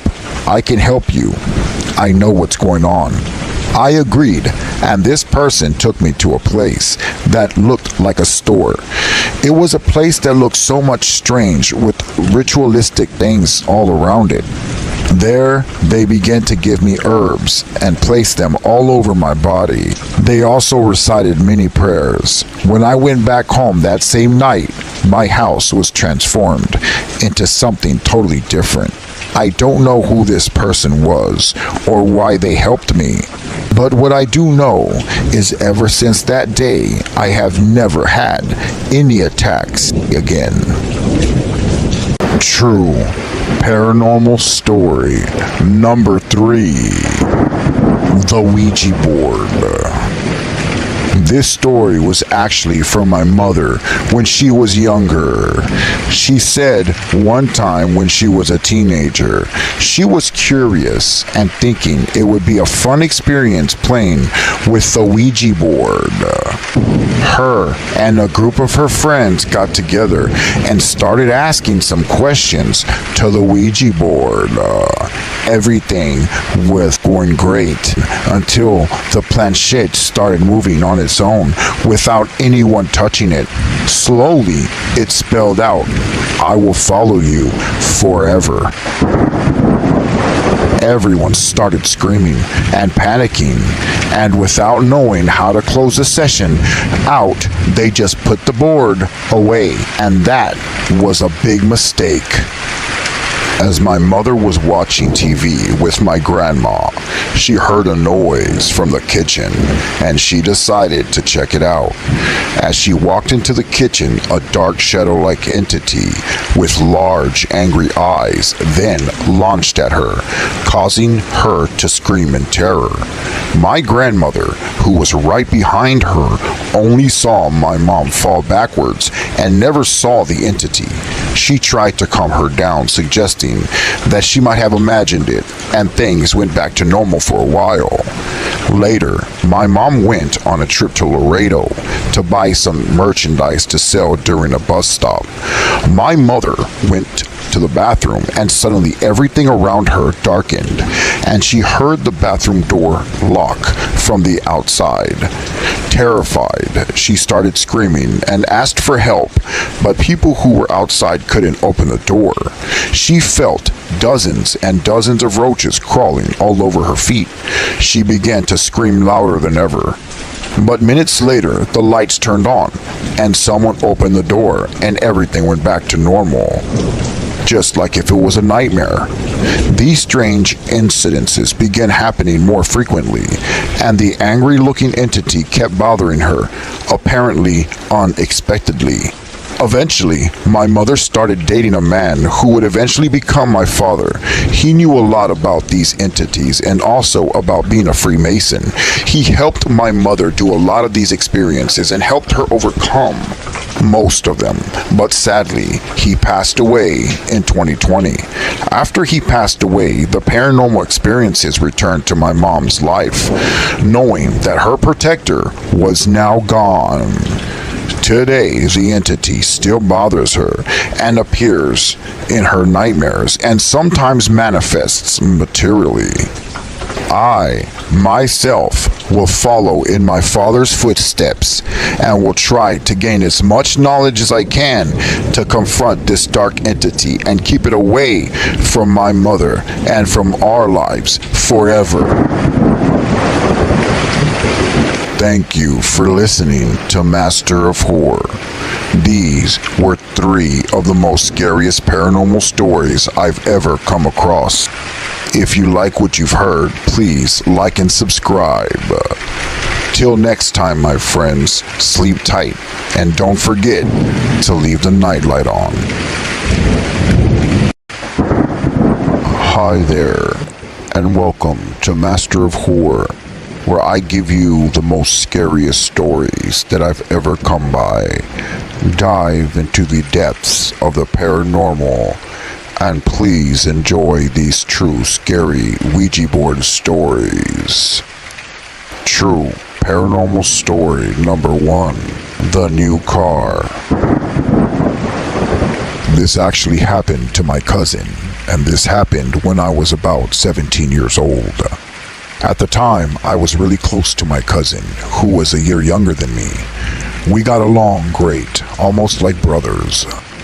Being an only child, my parents always encouraged me to connect with family, so I wouldn't feel lonely. My cousin and I became very close. Because of this, we often went to parties at our friends' houses. We pretty much were healthy kids, maybe having a couple of drinks to feel grown up, but it wasn't a habit. One day, my cousin got called to go to a friend's house. He asked me to get permission from my parents so that we could spend the night there, which I did. When I got to our friend's house, everything was normal, like always. We played board games, video games, and talked about stuff 17-year-old kids usually talk about. Everything was going great. But that was until the friend who owned the house that we were spending the night at suggested we play with the Ouija board. He mentioned he bought one at a garage sale and wanted to see if it really worked. Since we had never played with one before, everyone at the party agreed, and they started playing with the planchette. The planchette moved, and my cousin was skeptical, saying the players were moving it, and he didn't believe it. The owner of the board asked him to play along, just touching the planchette lightly without moving it. Skeptical, my cousin did that, and our friend told him to start asking questions. My cousin asked if anyone was there, and the planchette quickly moved to yes, making us all laugh a bit nervously. Then my cousin asked what the entity's name was, and the planchette spelled out Pazuzu. None of us knew what that meant, but the board's owner warned my cousin, be careful. I've heard of this entity. If it's really Pazuzu, it can guess anything and grant anything. To which my cousin half-jokingly said, oh really? Okay, can you give me a new car? The planchette moved to yes. Our friend quickly said, don't do it. It will ask for something in return. My cousin asked, and what could it ask for? Our friend replied, I don't know, but don't do it. We were thinking this was just a joke. And with everyone watching, my cousin said, give me a new car. What do you want in exchange? The planchette didn't move. Tell me what you need. What do you want from me? My cousin said again, I want a new car. Suddenly, out of nowhere, the scariest thing happened. Our friend, who was conducting the session, looked creepy and stared right at my cousin and said, I want your parents to divorce. What? My cousin asked. the guy, once again said in a possessed voice, "You want a new car? I want your parents to divorce. But if you don't do it, I will." Then our friend looked down again. My cousin asked, "Why did you say that?" But our friend seemed not to remember saying anything at all. Everyone in the room was silent and confused about what happened, and that's when my cousin said he didn't want to play anymore. So they closed the session with the Ouija board, and we decided to head back to his house. He still thought the whole thing was a prank by our friend. Time eventually passed, and for some context, his family was doing great.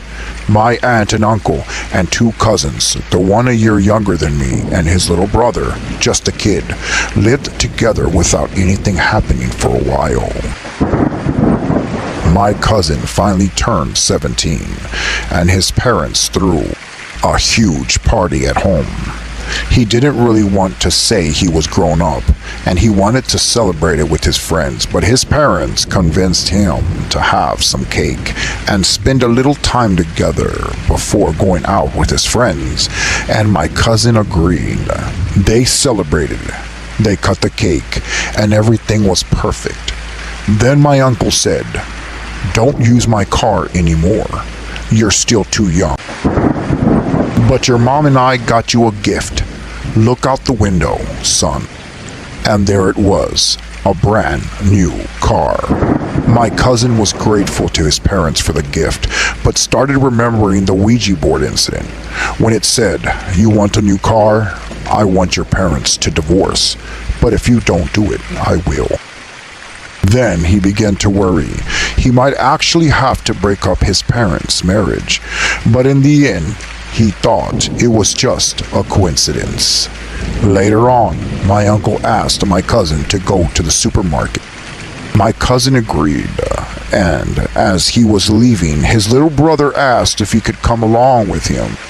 My cousin agreed. After all, he had just gotten a new car. They both hopped into the car, but right before reaching the supermarket, they had a severe accident, and only my older cousin survived. My aunt and uncle couldn't handle losing their youngest son and ended up getting divorced. Everything went south from there, and his family was destroyed after this. I have never dared to play with the Ouija board again, and I'll never do it. I don't know if it was a weird coincidence, but I'll never be tempted to play with one again. Thank you for listening to my story. True paranormal story number 2. True Ouija board story. In 1997, I was 13 at the time. And at that age, when most of us like to investigate with curiosity in the world around us, it's no longer just having sleepovers with friends, playing various video games, or getting into high school sports. Girls were starting to become appealing. This was a time when professional wrestling was just starting to really take off, and a group of my friends were diving into horror movies and scary stories. This is something that's always appealed to me ever since reading scary stories to tell in the dark. I was hooked when this series came out. I was about 8 years old. They sold them at our scholastic book fair. Looking back, these stories and illustrations were way too intense for 8-year-olds, in my opinion. But I really did enjoy them. We all loved to be scared. My friend Philly and I enjoyed getting together to watch horror movies and scare each other with urban legends. We started doing this almost all the time, especially during the summer when school was out, of course. This was pre-internet time, so all we had media-wise was actually renting a movie or physically going to the theater. After renting the same movies over and over, we often just focused on urban legends that we now call creepypastas today. We might find some books at the library that had them, or we just made up our own, but we really wanted to feel some actual terror. I wish we could have just stuck with our stupid scary stories. So when me and my friend Philly were at his house alone, we went to his sister's room and we had the idea to pull out a Ouija board from under her bed. Again, we made sure that no one was home when we pulled it out. The board was really glossy and it looked new, as if nobody ever played with it.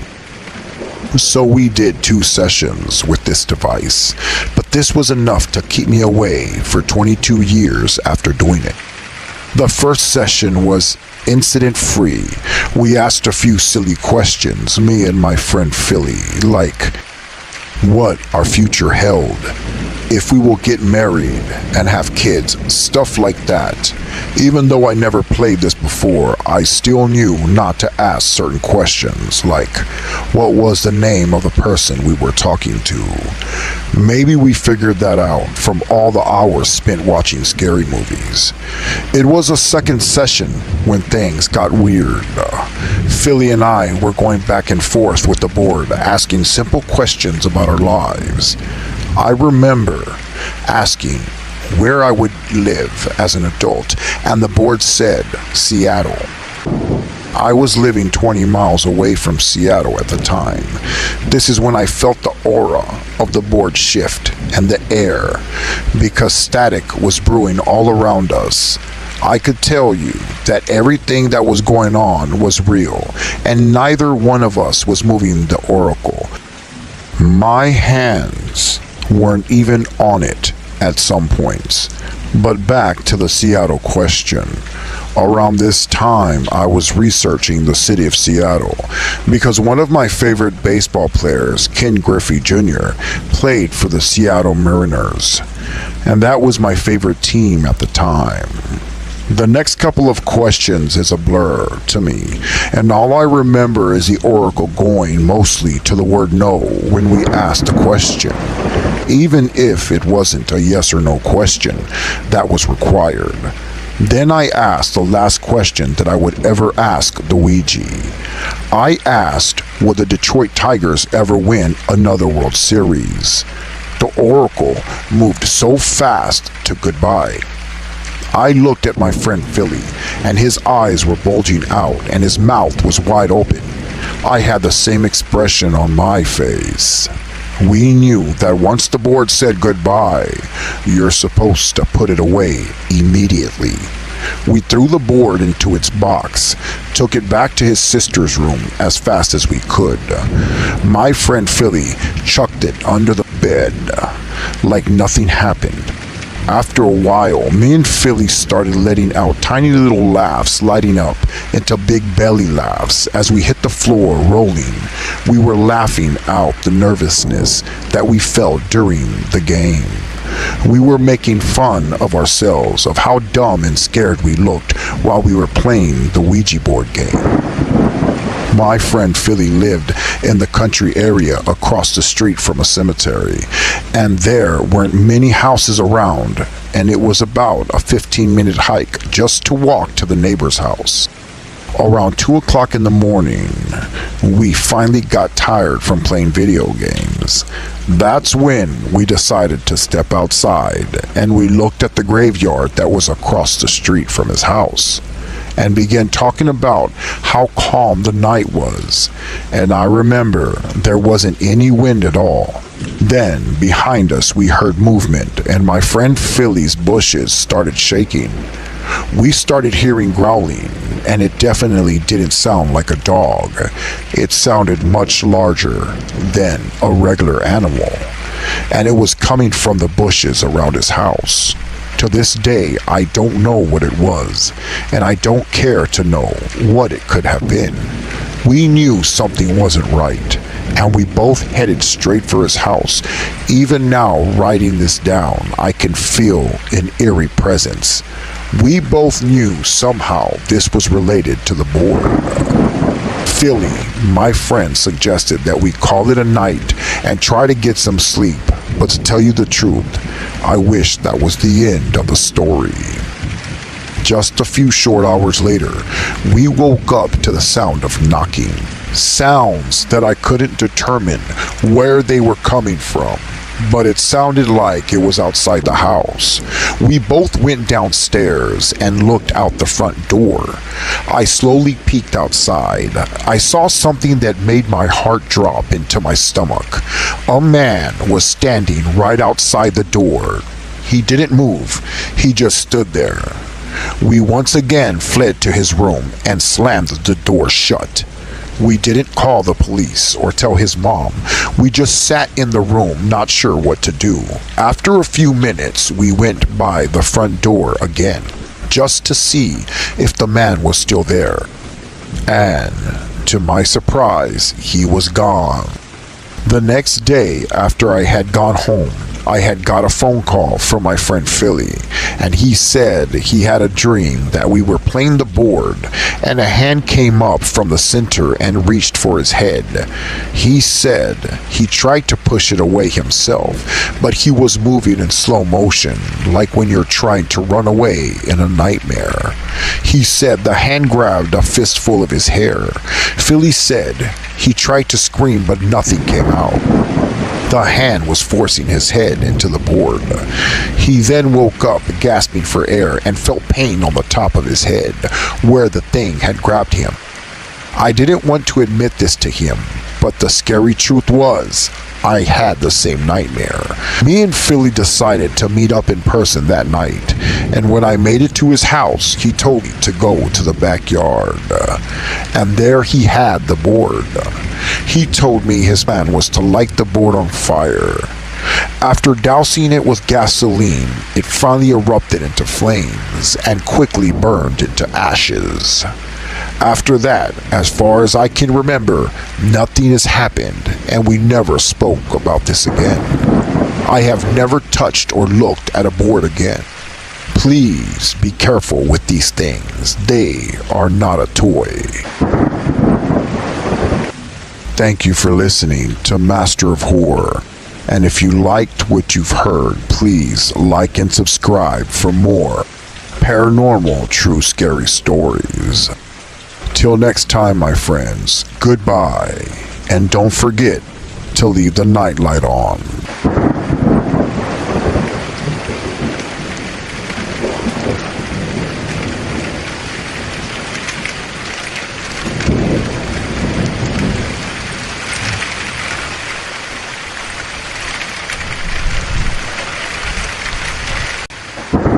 Hi, and welcome to Master of Horror, where I bring you the most scariest stories that I've ever come by. I would like to apologize for not posting last week. I have been in the process of moving, and now I will be back on schedule. I have a real scary personal story that involves my daughter, whose apartment is truly haunted. I cannot believe the things that I've seen on her camera. The next episode, I will bring you the horror that I've witnessed. Please help me get to 1,000 subscribers and give this video a thumbs up. So now, my friends, please dive with me into the depths of horror with these 3 scary, true, paranormal, and horror stories with Thunderstorm sounds. Number 30. True paranormal story number 1. My paranormal experiences. It is very likely that something is haunting our house. Through the years, I've experienced quite a few supernatural things in the house, like hearing footsteps when no one is around. The footsteps come from areas that are no longer walkable, like walking through closet walls and windows. Things and objects are thrown from shelves, but they don't just fall. They'll be lifted several inches into the air, hang there for a moment, and then get thrown to the ground with great force. And we always try to find a logical explanation. But after a while, we try to ignore these paranormal experiences or find a rational explanation. One experience involves my younger brother and sister. When my brother was a toddler, he woke up one morning and told the whole family that during the night He got out of bed and went downstairs. When he got there, an old lady yelled at him to get back to bed. My younger sister had the same experience a few years later. They were both about 2 or 3 years old when it happened. So my sister hadn't even been born when it happened to my older brother. But the time it happened to her, my brother had completely forgotten that it happened to him. So it is very unlikely that he told her about it. Over the years, my parents and I have tried to explain it away, telling ourselves that they were only dreaming, but the fact that they both described the lady in nearly identical terms does prove that they just might be telling the truth. They claim they saw this old lady in the newest part of the house too. You see, we added a new section to the house that we built back in 2007. I've never felt comfortable in that part of the house, despite it being the most newest. All that was on the land before we built the addition was a single tree and some grass, but I feel very uncomfortable there. For a couple of years, the activity actually stopped, but it started up again recently. Recently, I've had books thrown around in my bedroom, and my mother woke up a few days ago when she thought that she heard my sister coming down the hallway. You see, my sister always asks my mom to do her hair in the morning, despite being old enough to do it herself. That particular morning, my mom didn't want to do my sister's hair, so she pretended to still be asleep. After a little while, she heard a voice next to her calling, "Mom, Mom, Mommy," whispering, thinking it was my sister. About 30 seconds passed, and my sister hadn't tried to shake my mom awake or sit on the bed as she normally does in the morning. My mom decided to open her eyes, only to find that she was completely alone in the room, and my sister was still in her own bed asleep. My parents' bedroom was located directly above the room where my brother and sister saw that old lady. So now we've had an old entity and a child entity that may be connected to the land or the original house. Having lived in this house as long as we have, we're not entirely bothered by most of the things that have happened, and nothing ever really harmed us. As for the voice calling out to my mom and addressing her as Mommy, well, that did spook us a lot, because it's the most concrete thing that's happened to us, and it's the hardest to explain away. Paranormal True Story number 2, The Ghost Bride. This happened in late March in India. I was 14 years old. This happened in my village. There was no cinema, so I had to travel about 12 kilometers to get to the nearest theater. We usually went to the movies in groups, but one day none of my friends wanted to go, so I headed out alone for the evening show. Afterwards, I was dropped off at a bus stop that's located at the edge of my village. It was around 11 p.m., and my village being very small, I was all alone with no one around. I started walking towards home along the main road. After walking for about 20 minutes, I saw a woman. She was dressed in white and red. I felt really scared, and I knew she couldn't be human. She was covering her face with the garment, just like newlyweds do in India.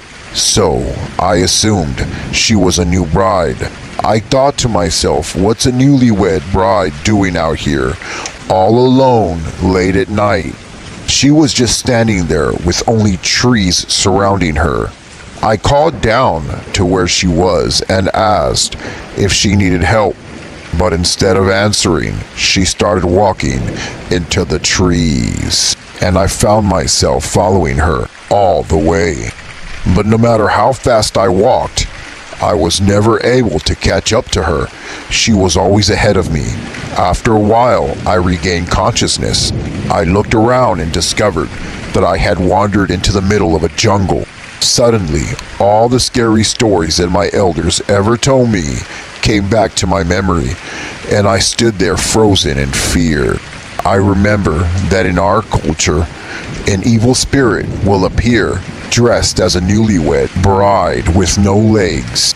Slowly, I looked down at the woman's legs and realized she didn't have any at all. I wanted to run, but the thought of her being behind me and possibly chasing me down made me feel sick and nauseous. I had chills and goosebumps all over my body. Just as all of this was coming through my mind, she stopped and turned to look at me. At that very moment, I told myself, "You better run or you're gonna die right here." So I ran, and when I got close to my home, I started screaming for my mother. I then felt something grab my shoulder. It felt like a claw-like heavy hand. I screamed one last scream that I was barely able to do.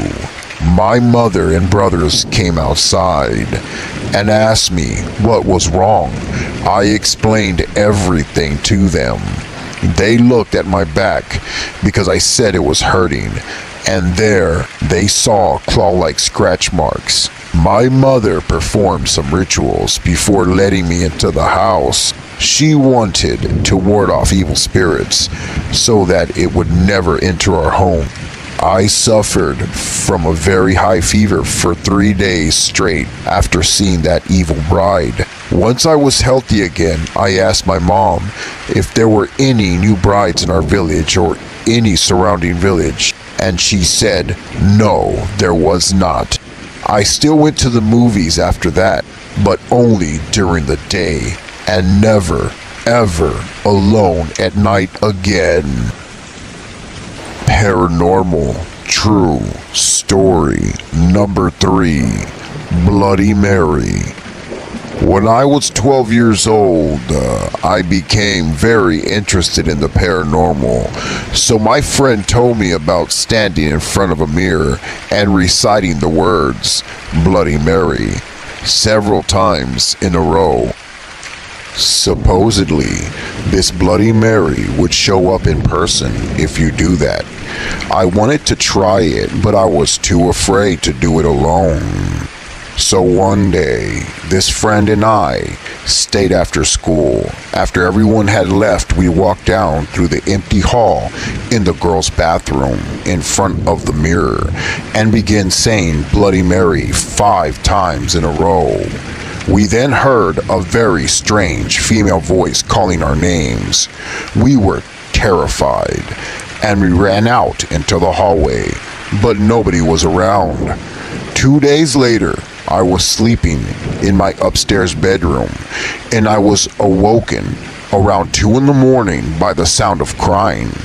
My parents were downstairs in their bedroom asleep, and there were no TVs or radios on at the time. I was terribly frightened because it sounded like a young woman crying right there next to me in my room. Then, I will never forget what happened next. I looked up and I saw a lady standing next to my bed weeping. She was very pale and had tears coming down her face.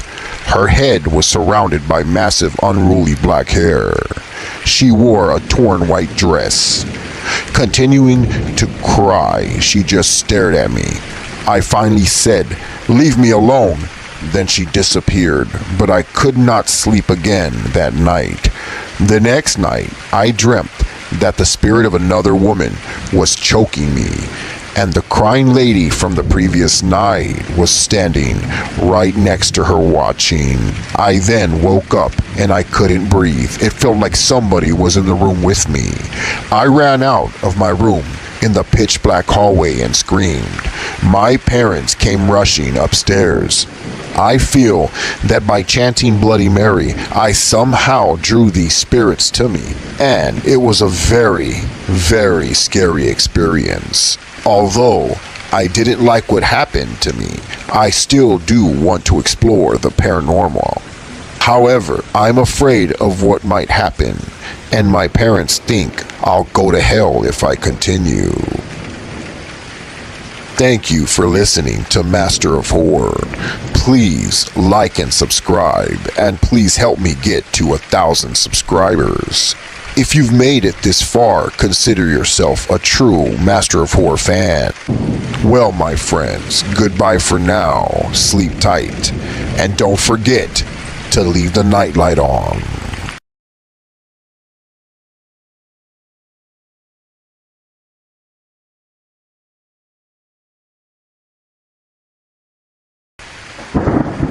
Hi there, and welcome to Master of Horror, where I post the most scariest paranormal stories I've ever come across.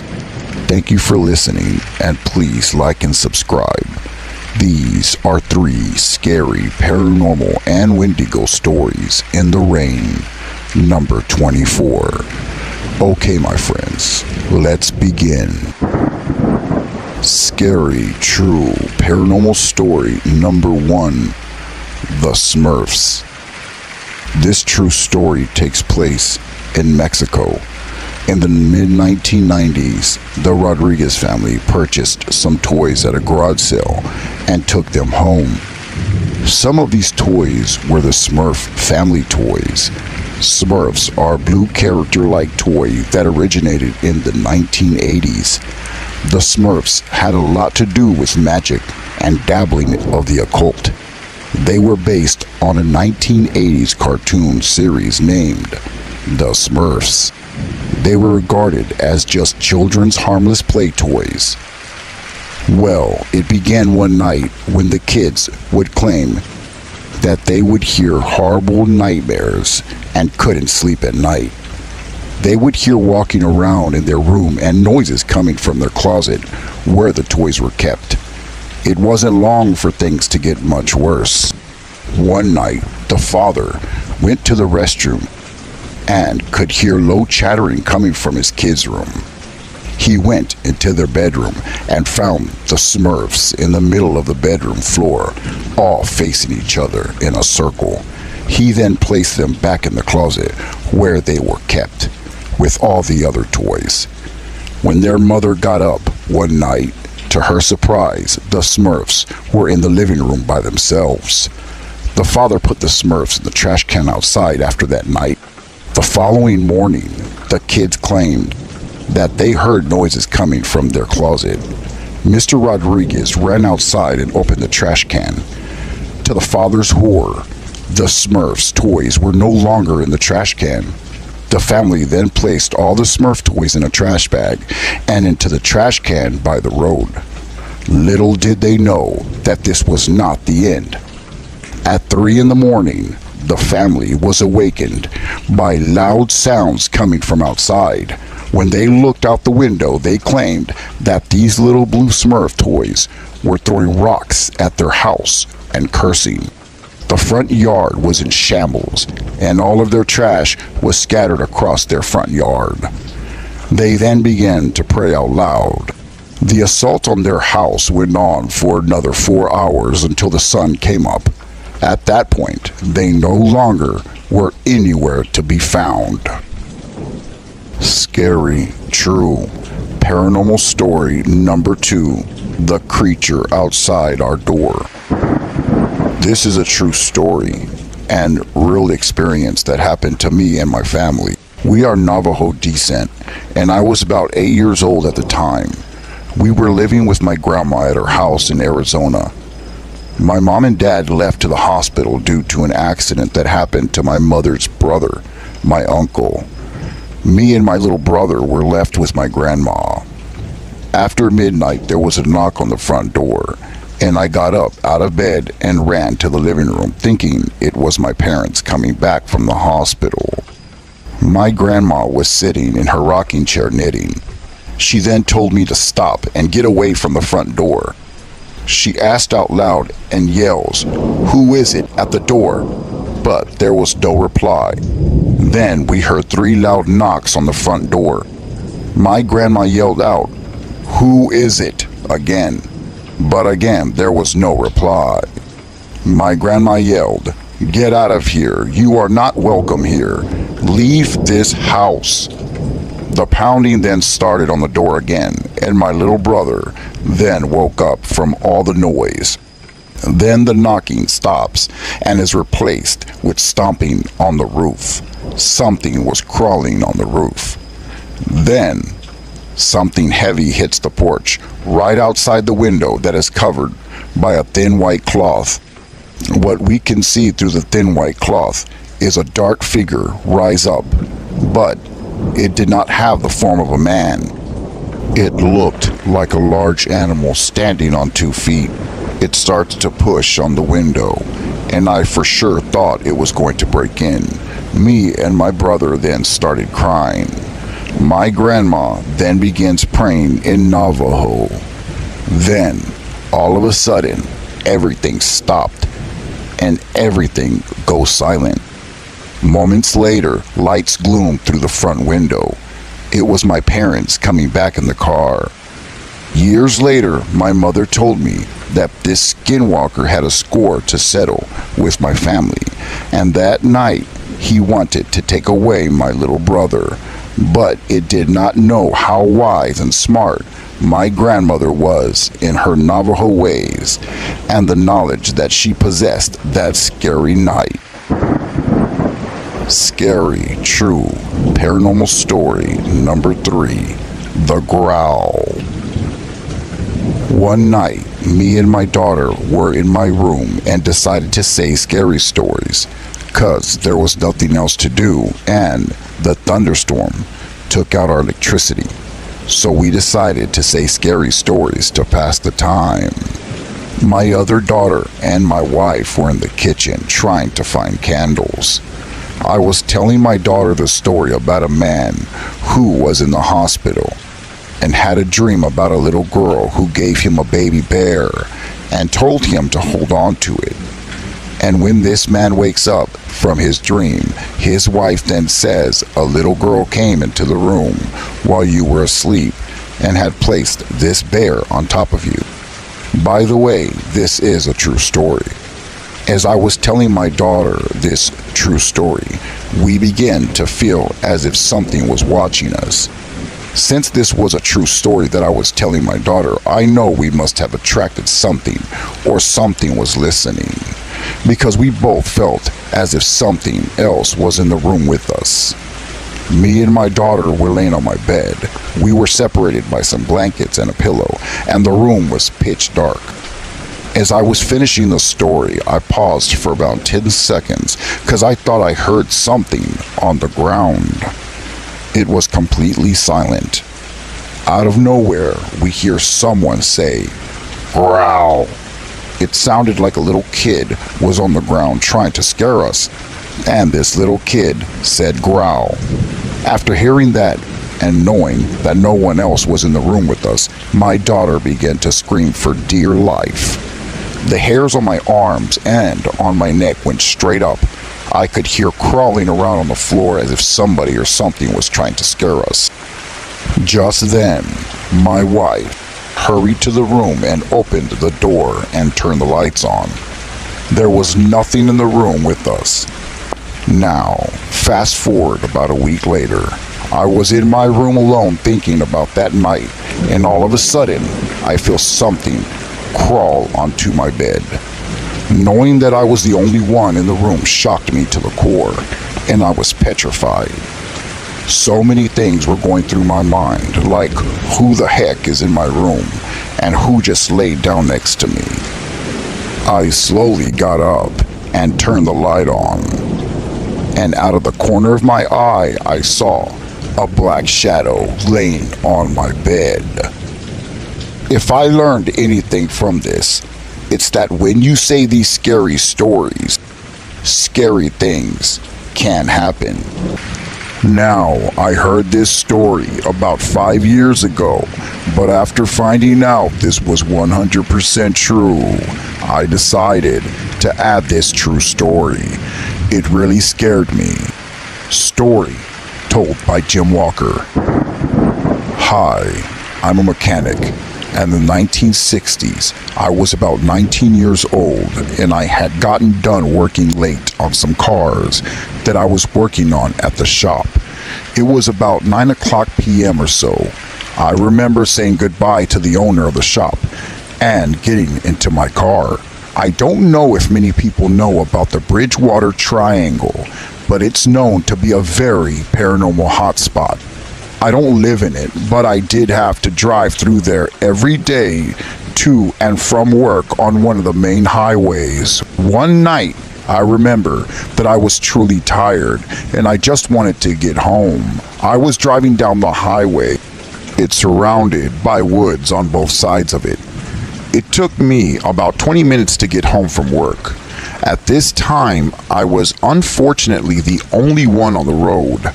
About 10 minutes into my drive, I noticed that the light above my head started flickering. I didn't pay much attention to it. Then my car started shaking and it completely stalled out. I was surprised because I always kept up with my car and made sure it was in top-notch condition. I pulled over to the side of the road and I got out with my flashlight in my hand and walked over to the hood of the car and I opened it. I couldn't find anything wrong with it. There was nothing wrong with the engine. Being a mechanic, I felt like I could fix any problem. But at that moment, I felt very vulnerable, being alone in the dark at night on the side of the road. I heard a noise to the left side of me in the woods and flashed my light towards the noise. I couldn't see anything. I started to get really scared at that point. I got in my car and tried to start it again, but it still did not start. So I got out once more and I hurried back out of my car and flashed my light into the engine, trying to see why it didn't want to start. Just then, something knocked me down to the ground. I fell straight down flat on my back. My flashlight rolled away. I felt something on top of me putting pressure on my chest. I then started to feel punches on my face and scratches. Whatever was on me began cursing.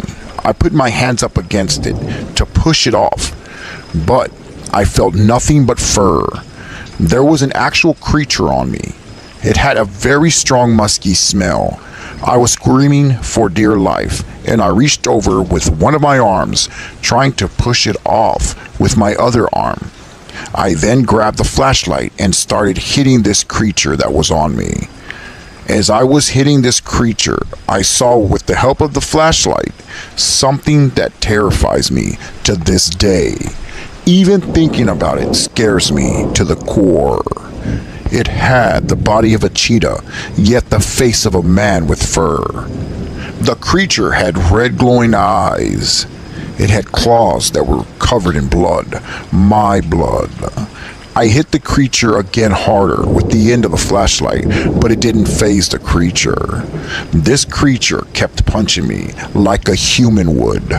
I couldn't comprehend what was going on at all. But just then, at that moment, when I felt like I was going to die, I saw headlights coming down from the highway. The headlights shined directly on me and the cheetah that was on top of me. The creature then stopped assaulting me and looked at the headlights that were coming down the road and ran directly back into the woods where it came from. I stayed on the ground, bloody and traumatized, trying to catch my breath.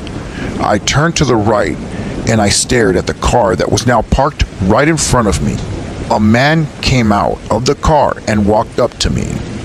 He asked me if I was okay, and I asked him, did he see what it was that was on me? The man answered back and said, yes, I saw what was on you. It looked like a giant cat, but when it ran into the woods, it ran on its hind legs like a human would. I was petrified when he said that, because I knew what attacked me was not a human. I told the man that this thing was cursing and talking. The man gave me a ride to the police station and I filed a police report that exact night. They searched the area but nothing was found. I am now 68 years old. I will never second guess my story. It really did happen to me. Scary, true, paranormal story number 2, The Imaginary Kid. When I was about 11 years old, my dad was in the military, so we moved around a lot. We would move from place to place. I hardly ever had the chance to make friends. We moved into a nice neighborhood. I would ride my bike around the block looking for something to do or just to pass the time. One day, I was riding my bike and there was this kid standing on the sidewalk.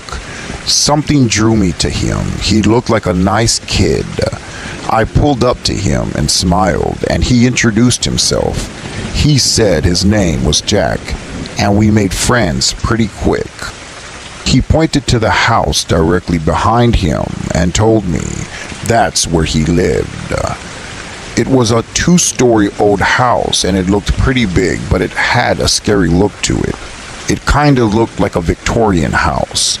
One of the windows was boarded up. My house was in a cul-de-sac area down the road from the kid's house.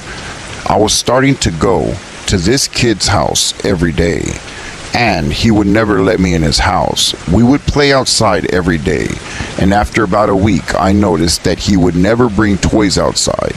We would just play with my toys. We would always act like cops and robbers or cowboys and Indians. There were so many times I brought my toys over, and he'd be excited about it, but he never really picked them up. I decided to just not really think about it because we were always having so much fun. One day, I was extremely thirsty, and I asked him if he can get me a glass of water or something to drink. But he said he can't go inside his house because his parents didn't want him coming in at that time. I got really upset and asked him, can I ask his parents if I can get some water, because I was extremely thirsty. We had been playing for a couple of hours. But again, he didn't let me ask his parents. He said, no, I can't. I just can't. We started to argue, so I got extremely upset. I got on my bike and I just took off. I left him there all alone. I was really upset because all I wanted was something to drink, like some water. I remember just riding my bike back home. I didn't play with him for a couple of weeks, but a day came that I got really bored, and I got on my bike and I went down the street and I saw him outside in front of his house. He started smiling and he waved at me to come towards him, so I got close to him and I parked my bike and I apologized to him. I said, I'm really sorry for leaving you like that and getting very upset at you. He told me that it was okay, that he found something that he's been wanting to show me. I was pretty surprised, so I followed him to his backyard. There on the ground, buried halfway, was an old-looking axe. He pointed to it and said, look what I found, it's really cool. I agreed. He then told me to dig it up, so I pulled it out of the ground. Then I followed him to a log that was nearby on the ground. He said for me to hit the log with the axe, but I told him to do it. I felt weird, like something was up. He said, no, you do it. I told him to hit the log. I said, why me? Why can't you do it? He said, I just can't grab the axe. So after a while, he convinced me to do it, and it sounded like he was getting upset anyways. So I said fine, and I went ahead and raised the axe in the air, and I counted to 3, 2, 1, and I hit the log that was on the ground as hard as I could. But just then, a piece of wood from the log went in the air and directly into my eye, my right eye. I screamed and dropped the axe and ran to my bike. I got on my bike and I started riding away from his house. He started laughing really loud. I finally knew that it was a setup. He was getting me back for arguing with him. The scariest thing was, As I was riding my bike all the way home, I could hear him laughing right behind me, just inches away from my ear. I turned back, but he wasn't there, but I could still hear him laughing.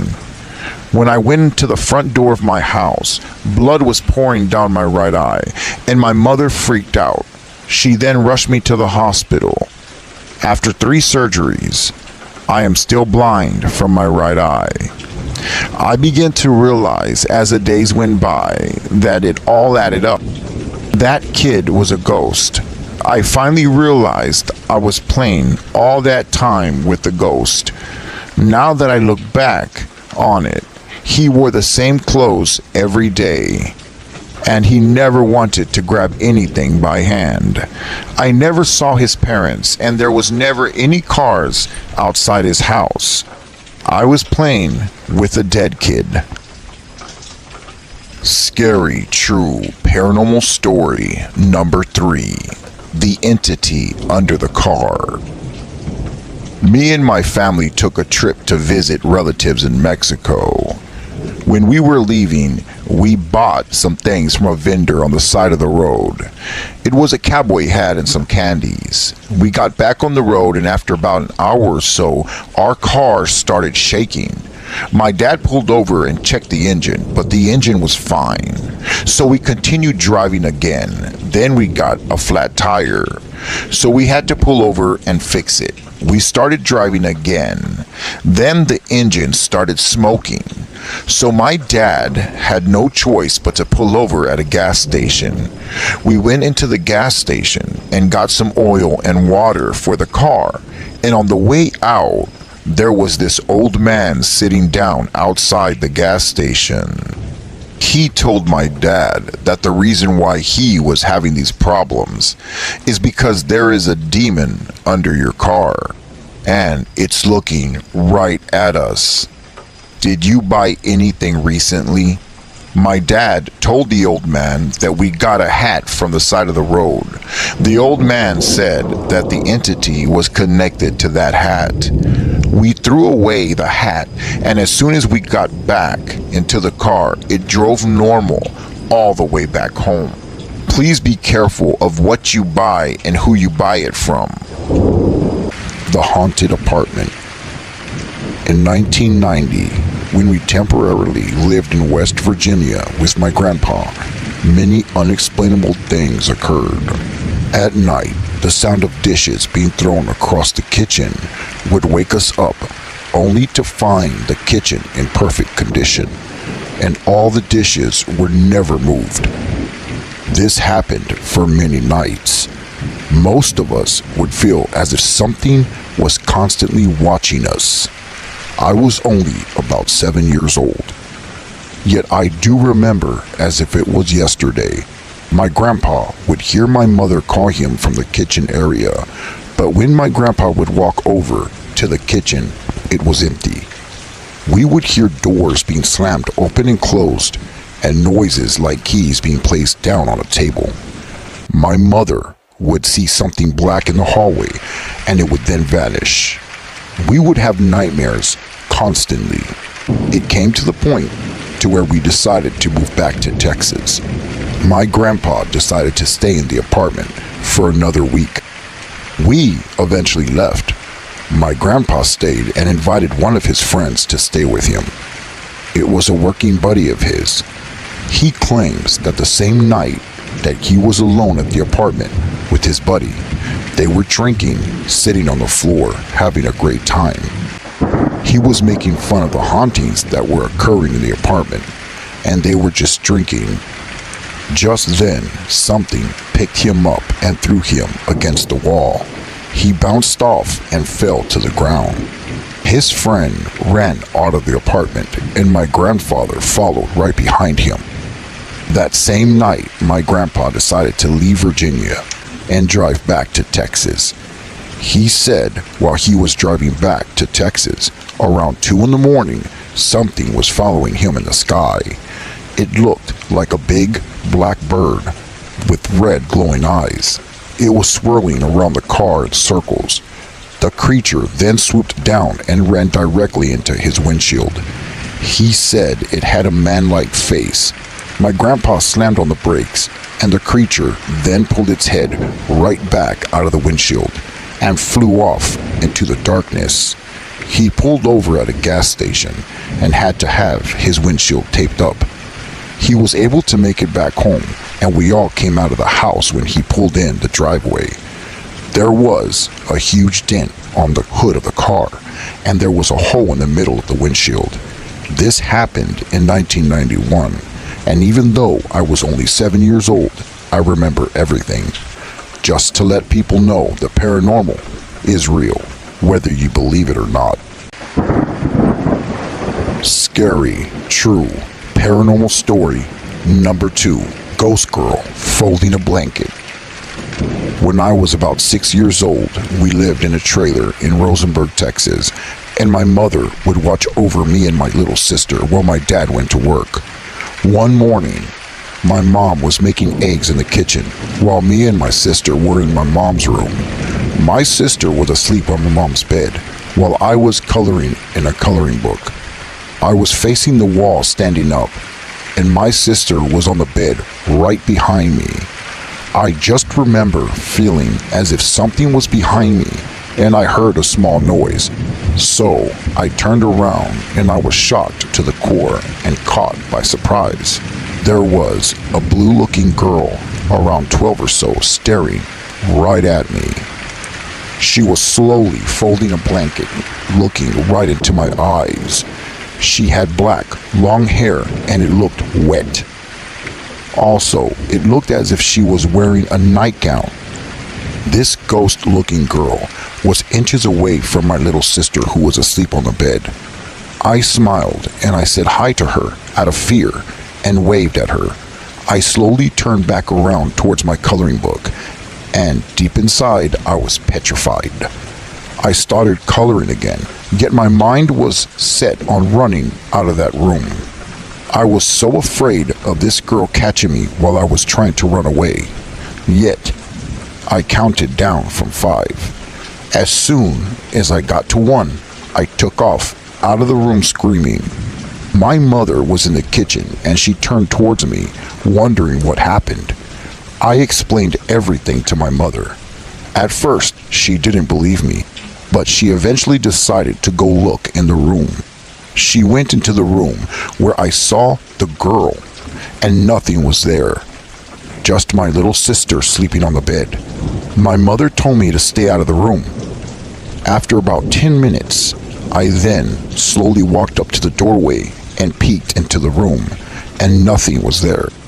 I then walked in and looked around the room, and to my shock and surprise, there was a wet spot right where the girl was standing. I looked towards my little sister, and there was a blanket on top of her. It was the same blanket that the ghost girl was folding. Scary, true, paranormal story number 3, the goat girl. While I was driving down the highway one night, headed home from working late at my job, I came across a young woman standing on the side of the road. I pulled up to her and asked her if she needed a ride, and she then nodded her head up and down and smiled at me. I opened my truck door and she hopped in. As we began driving down the road, I asked her where she was headed, and she told me to just go to the nearest town, which was about 20 minutes away. This girl looked young, maybe around 18 years old, and she did not talk the whole time. I decided to play some music, so I put my tape in the cassette player. After about 3 minutes of listening to music, I reached over to turn off the cassette player, but I accidentally hit the eject button, and the cassette tape fell onto the ground of the truck. She looked down at the cassette on the ground, and so did I, but I was driving at the same time. So, as I held on to the wheel with one hand, my other hand reached down to the ground to pick up the cassette. I was looking at the road, and every once in a while I had to look back down to the floor to grab the tape. The cassette tape was right next to her feet. As I looked at her feet, I was shocked to the core. What I saw to this day has petrified me. What I'm about to tell you is something that only the brave can handle. This girl had goat legs and goat feet. Her legs had fur and her feet were hooves. I was in shock and my eyes opened wide and I could feel my face go numb. I quickly looked at her and she was staring right at me. She knew that I saw her legs. I sat back up really quickly and through the corner of my eye I could see she was still staring at me. I couldn't stop shaking. She then started laughing. I can hear her laughing and giggling, yet through the corner of my eye her mouth wasn't even moving. I slammed on the brakes and reached over quickly, grabbed the handle to the truck, and I opened the truck door. I lifted up my leg and I kicked her out. She flew out of the truck. I then slammed on the gas and took off. I was driving the truck well over 100 miles an hour down the highway. I looked over to my left out of the window and her face was looking right at me. She was flying and gliding right next to my truck window. How was this even possible, I thought. She was cursing and yelling. I could hear her screaming through the window.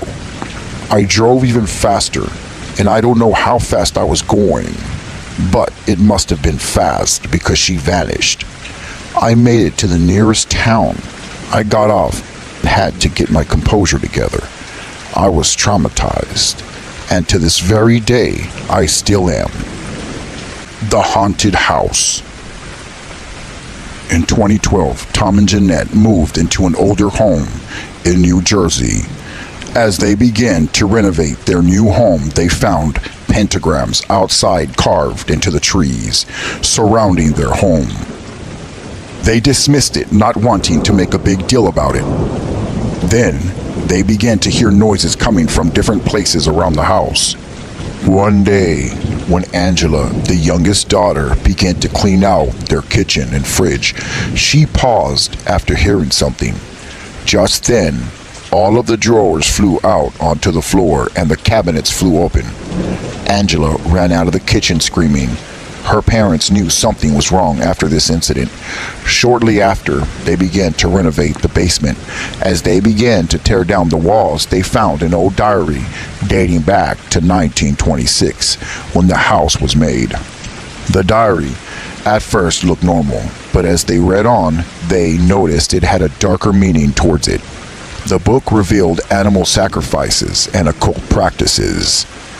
They were shocked. They wanted to move out at that moment, but they knew they didn't have the financial opportunity to do so. Some weeks later, Angela was on the swing by the borderline of the woods. Jeanette was inside the house. She claims she heard screaming coming from outside. Jeanette hurried outside only to find Angela on the ground crying, claiming that something pushed her off the swing. They went to the hospital and it turned out that Angela had a broken ankle.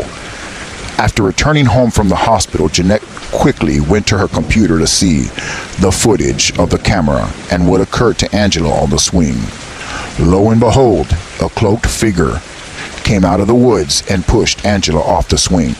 Jeanette called the police, but after checking the area, the police said they could do nothing at that point and to call them if something else happens. Later on the next day, Jeanette told Angela that she had to run quickly to the pharmacy and she would be right back. Angela agreed. As Angela was on her bed, she heard a noise coming from her closet. The closet doorknob then began shaking. As the closet began to slowly open, Angela quickly went to hide under her bed. She held her mouth with her shaking hand. Coming from out of the closet, Angela saw bare feet walking around the room. She looked and saw the feet of the figure leave the room, and she heard it walking down the stairs. Just then, the entity quickly ran up the stairs and jumped on the bed right above Angela. Angela claimed that at this point she wanted to pass out. Just then, it got quiet. That's when Angela claims the head of a figure popped down from the bed and looked at her with its mouth wide open. It had black eyes with a distorted face. It looked disfigured. She screamed, and the figure that was on her bed leaped off. At that point, she heard her mother's car pull in the driveway. Angela began screaming. Her mother, Jeanette, entered the room and found Angela under the bed, shaking and crying. That very day, they got a paranormal team to help cleanse their home. After a few blessings, the house and the cleansing worked, and there was no more paranormal activity to this day. Also, to this very day, they still reside at the same house. They're listening. Story told by Glennis and Solana from Rosenberg, Texas. Hi, this happened in about 2014 when I was at home with my sister. My parents had just left to church and we had nothing to do that night. We were pretty much bored. We had got done playing games on our phones and we even got done coloring earlier that day. It was my sister Solana who had the idea to play something different this time. It was about an hour until my parents would get back home, and we decided to do something that we usually don't do. Solana asked me if whether or not it'd be fun to start talking to ghosts, or whether or not something's actually listening to us. That after playing games, she had felt something was staring at her. You see, sometimes my parents would get things from the side of the road, and in my opinion, some of these things can actually be haunted. Whatever the case is, earlier that day, they did bring some items from the street, like dressers and whatnot. So back to the story. My sister Solana brought up this idea, so we turned off the TV and pretty much all the lights. The only light that was flashing dimly through the living room was the kitchen stove light. Solana looked at the tree and said, if something is listening to us or something's here, please move the tree just a little bit. We stared at the tree for about 2 to 3 minutes, but after nothing happened, I turned around, but Solana tapped me on my back. When I looked back at the tree, one of the branches was moving. I thought maybe it could be the air conditioner or something different. After staring at it for one more minute, it slowly began to tilt more and more until it actually crashed all the way to the floor. I was thinking to myself, what are the odds of this happening? After the tree had been standing in the same spot for months, why would it just fall to the ground? We both screamed and ran out of the living room as fast as we could and to my parents' bedroom. We shut their door and we locked it and we jumped on the bed. I pulled the covers up to my face and so did Solana. The story gets much worse. As we were on the bed literally shaking, we heard something scratching down the hallway, making its way towards the room. It sounded as if it had claw-like fingers. The scratching noise continued all the way down the hallway and stopped exactly at our door. The door was locked, but whatever was on the other side of the door was starting to shake the doorknob. We were terrified. I slowly looked down at the ground under the door and saw a shadow of something standing there. No one was home but me and my sister. Whatever was rattling and shaking the doorknob completely stopped. Just then, at the exact moment, we heard the front door open and heard my parents' voices. We jumped out of the bed and ran out of the room towards the living room. As soon as we saw our parents, we hugged them and told them everything that had just happened. My parents were upset of the fact that we were trying to contact ghosts and the spiritual realm, but in the end, they claimed that they did believe us. Till this very day, I totally stand by my word, and every time I pass that tree in the living room, I get the creeps, and my hair stands completely straight up. Something on the sofa. Personal story. In 1994, when I was about 12 years old, I lived in a townhouse. It was a 2-story house. Basically, my parents would watch movies at night all the way to about 1 o'clock in the morning with my siblings. They would all go to bed and leave me asleep on the couch. I would always fall asleep on the couch, and most of the time my father would leave me downstairs alone in the pitch black. He turned off all the lights because he did not want to waste electricity. So one night, after everybody went upstairs and left me alone against my will, because I had told them in the past not to leave me alone downstairs, to at least wake me up, they all went upstairs to bed and left me downstairs in the pitch black, all alone. I woke up about 2 o'clock in the morning feeling something staring right at me. It felt as if something was sitting across from me on the sofa. And when I looked across the sofa, all I could see was just pitch black. But I heard somebody or something moving around on the sofa. So I figured it could have probably been my sister also asleep on the sofa. But I then started to hear noises on the sofa across from me. Again, it was pitch dark. I could not see anything. I closed my eyes because I got a feeling of dread. I didn't know exactly what to do at that point. I kept my eyes closed and I acted like I was asleep on the couch. But whatever it was stood up and started to walk right over towards me. I literally can hear it walking on the carpet. Then I heard it kneel down only about a foot away from my face. I could hear grunting and breathing. That's when I just decided to just keep faking my sleep. Whatever it was knew that I was awake and that I was acting like I was sleeping because it didn't stop breathing on me. I literally felt it pull away from me and step back. What felt like hours was only about 5 minutes of it standing in the middle of the living room, looking right at me. I knew it was. I asked myself, who or what would stand in the middle of the living room in the pitch black, making grunting noises? None of my family members would ever have done that.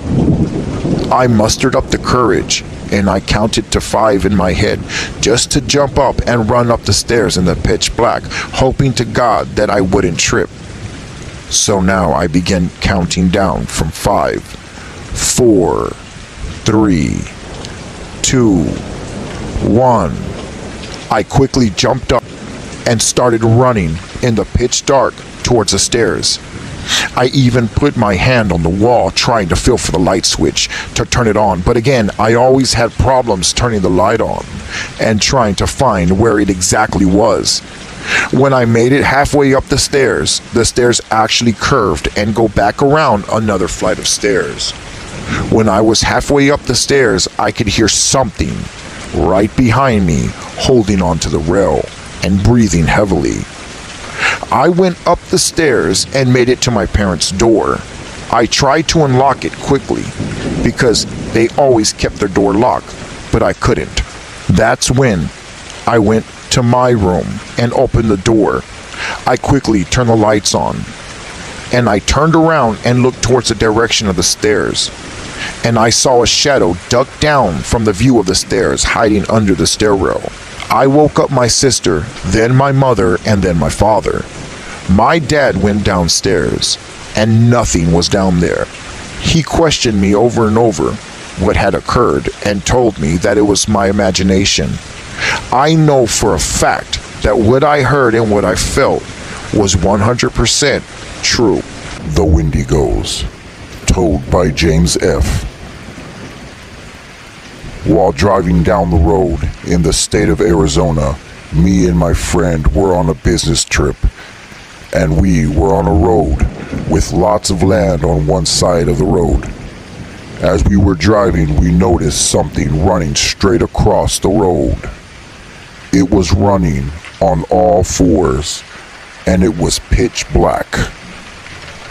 I slammed on the brakes, and after it ran across the road, it stopped and turned around and looked right at us. It had a white face with human traits. It then turned back around and started running off into the woods. After we took off from that spot, we questioned what we saw and talked about it the rest of the way to our destination. After finishing up what we had to do, we headed back home. I dreaded going back through the same area because of what we saw. On the way back, my coworker friend was driving and I was in the passenger seat, asleep. Just then, my friend slammed on the brakes. I literally got jerked forward. Then, he slammed on the gas pedal and we took off, going extremely fast. I asked him what happened and he said he'll tell me once we get home. That it was nothing at all. I was very confused, but I went back to sleep. As soon as we got to my house, he asked to come inside. He came in and I asked him what really happened on the road. He said he didn't want to tell me because he knew I would have freaked out. He said as he was driving down the long stretch of road, he saw 5 people running on all fours chasing the car, coming out of the wooded area by the road. He said he slammed on the brakes to get a closer look at them, but he saw that they were not human. He said that's when he slammed on the gas pedal and took off. I was terrified when he told me this. It was really hard trying to fall asleep that night, but surprisingly, I did. In the middle of the night, I was awakened by a tapping and scratching at my bedroom window. I lived alone at that time, so it was truly terrifying knowing something was outside my window, and I was completely alone. I got my phone light on and slowly started walking towards my window. I slowly opened the curtain, and I saw the same black creature that was crawling on all fours with a white face. It had its face pressed up against my window. I ran back to bed, and that's when it started banging on the window. I called a friend over, who looked around my house and couldn't find anything. We did find scratch marks on my windowsill. This story is true, and if no one believes me, it's completely fine. I don't expect anyone to believe me. The Troll. 2 incidents happened in this true story. My mother Amelia was sleeping in her bedroom alone one morning, and she woke up with a girl standing in front of a mirror in her room. My mother said she can only see her back. She said she was brushing her hair slowly. My mother thought it was my daughter because at the time we were living with her. She said the girl didn't do anything. She just kept brushing her hair very slowly. Now my mother was confused because no one was allowed in my mother's room, especially when she was asleep. My mother asked her, "What are you doing?" The girl didn't answer. As soon as my mother raised her voice again and asked, "What are you doing in my room?" the girl slowly put the brush down and walked very slowly out of the room. This was the first paranormal occurrence. The second one was much, much worse. Again, in the early morning, about 2 weeks after that incident, my mother was awakened by someone laughing and giggling. She opened her eyes, and what she saw terrified her to the core. She was paralyzed from fear. There was a small girl with a troll-like face, laughing and dancing in front of her bed. The troll had a grin on its face, long black hair with huge eyes. My mother was so scared, yet she said a prayer out loud several times and said, "I'm not afraid." She closed her eyes, then opened them again. The troll, light girl, was gone. Vanished. These two stories my mother told me are very true and did indeed happen. I wanted to know more, but that's all she told me happened. Be careful that nothing is standing in front of your bed as you listen to these true stories. The Skinwalker. Me and my friends John and Adam went camping. As we were laying down, we heard something in the trees making noise. We waited about an hour or so, and the noises stopped. We wondered what it could be. I finished my last beer, and so did John. John said he needed to go use the restroom, so he got up and walked into the woods. He took a while, but after about 30 minutes or so, we figured something was wrong. We went looking for him. We kept calling out his name.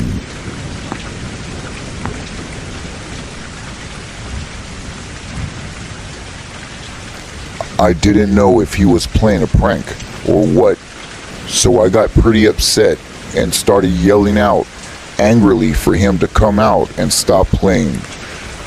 We then got really concerned, but just then we looked down and found drops of blood. We started following the trail of blood drops, and we found him. He was facing the other way with his back faced towards us. He was standing up. He was covered in blood. We shouted his name, but he did not respond. I was gonna shout his name again until he actually turned towards us. We were in shock. His face was full of blood. We looked at him closer, and he had red eyes. His face didn't even quite look the same. I knew it wasn't him. He looked at us and said, "What's up, guys? Let's go for a walk," in his regular voice. Me and Adam turned around and ran away past our campsite. We ran right into my car. It was about half a mile from our tent. We were dripping sweat. I didn't know if it was chasing us. I could have sworn I heard thumping sounds right behind us as we were running away. I made it home, and when we got out of the car, I looked at the car and saw long scratch marks on the back of the car and on the bumper. This was more than 40 years ago. I also noticed one time that I saw John at a bar. It looked just like him. I didn't know what to think of it. This was a long time ago. I recently Googled it, and now I know it could have been a skinwalker, the doppelganger. Again, for most people that do not know, I lived in a haunted house for more than 8 years. During this time, one of the most horrifying things occurred. My wife said she was leaving to get something to eat and went upstairs to call my daughter to come downstairs and put her shoes on so she could go with her. She went to the bathroom upstairs and then passed my daughter's room again. She noticed my daughter was still on her bed playing with her dolls. She told her to get downstairs and noticed that my daughter did not acknowledge her at all. So she raised her voice and told her to go downstairs, that she'll be waiting for her. So she went downstairs, but my daughter was already there standing by the door downstairs with her shoes on. She said, "Mommy, who were you talking to upstairs?" My wife got chills all over her body. She slowly walked up the stairs and peeked through the stairwells at my daughter's room and saw my daughter on her bed. What made her so terrified was that the girl on the bed not only was not my daughter, but she was staring directly at my wife with a straight face, showing no emotion.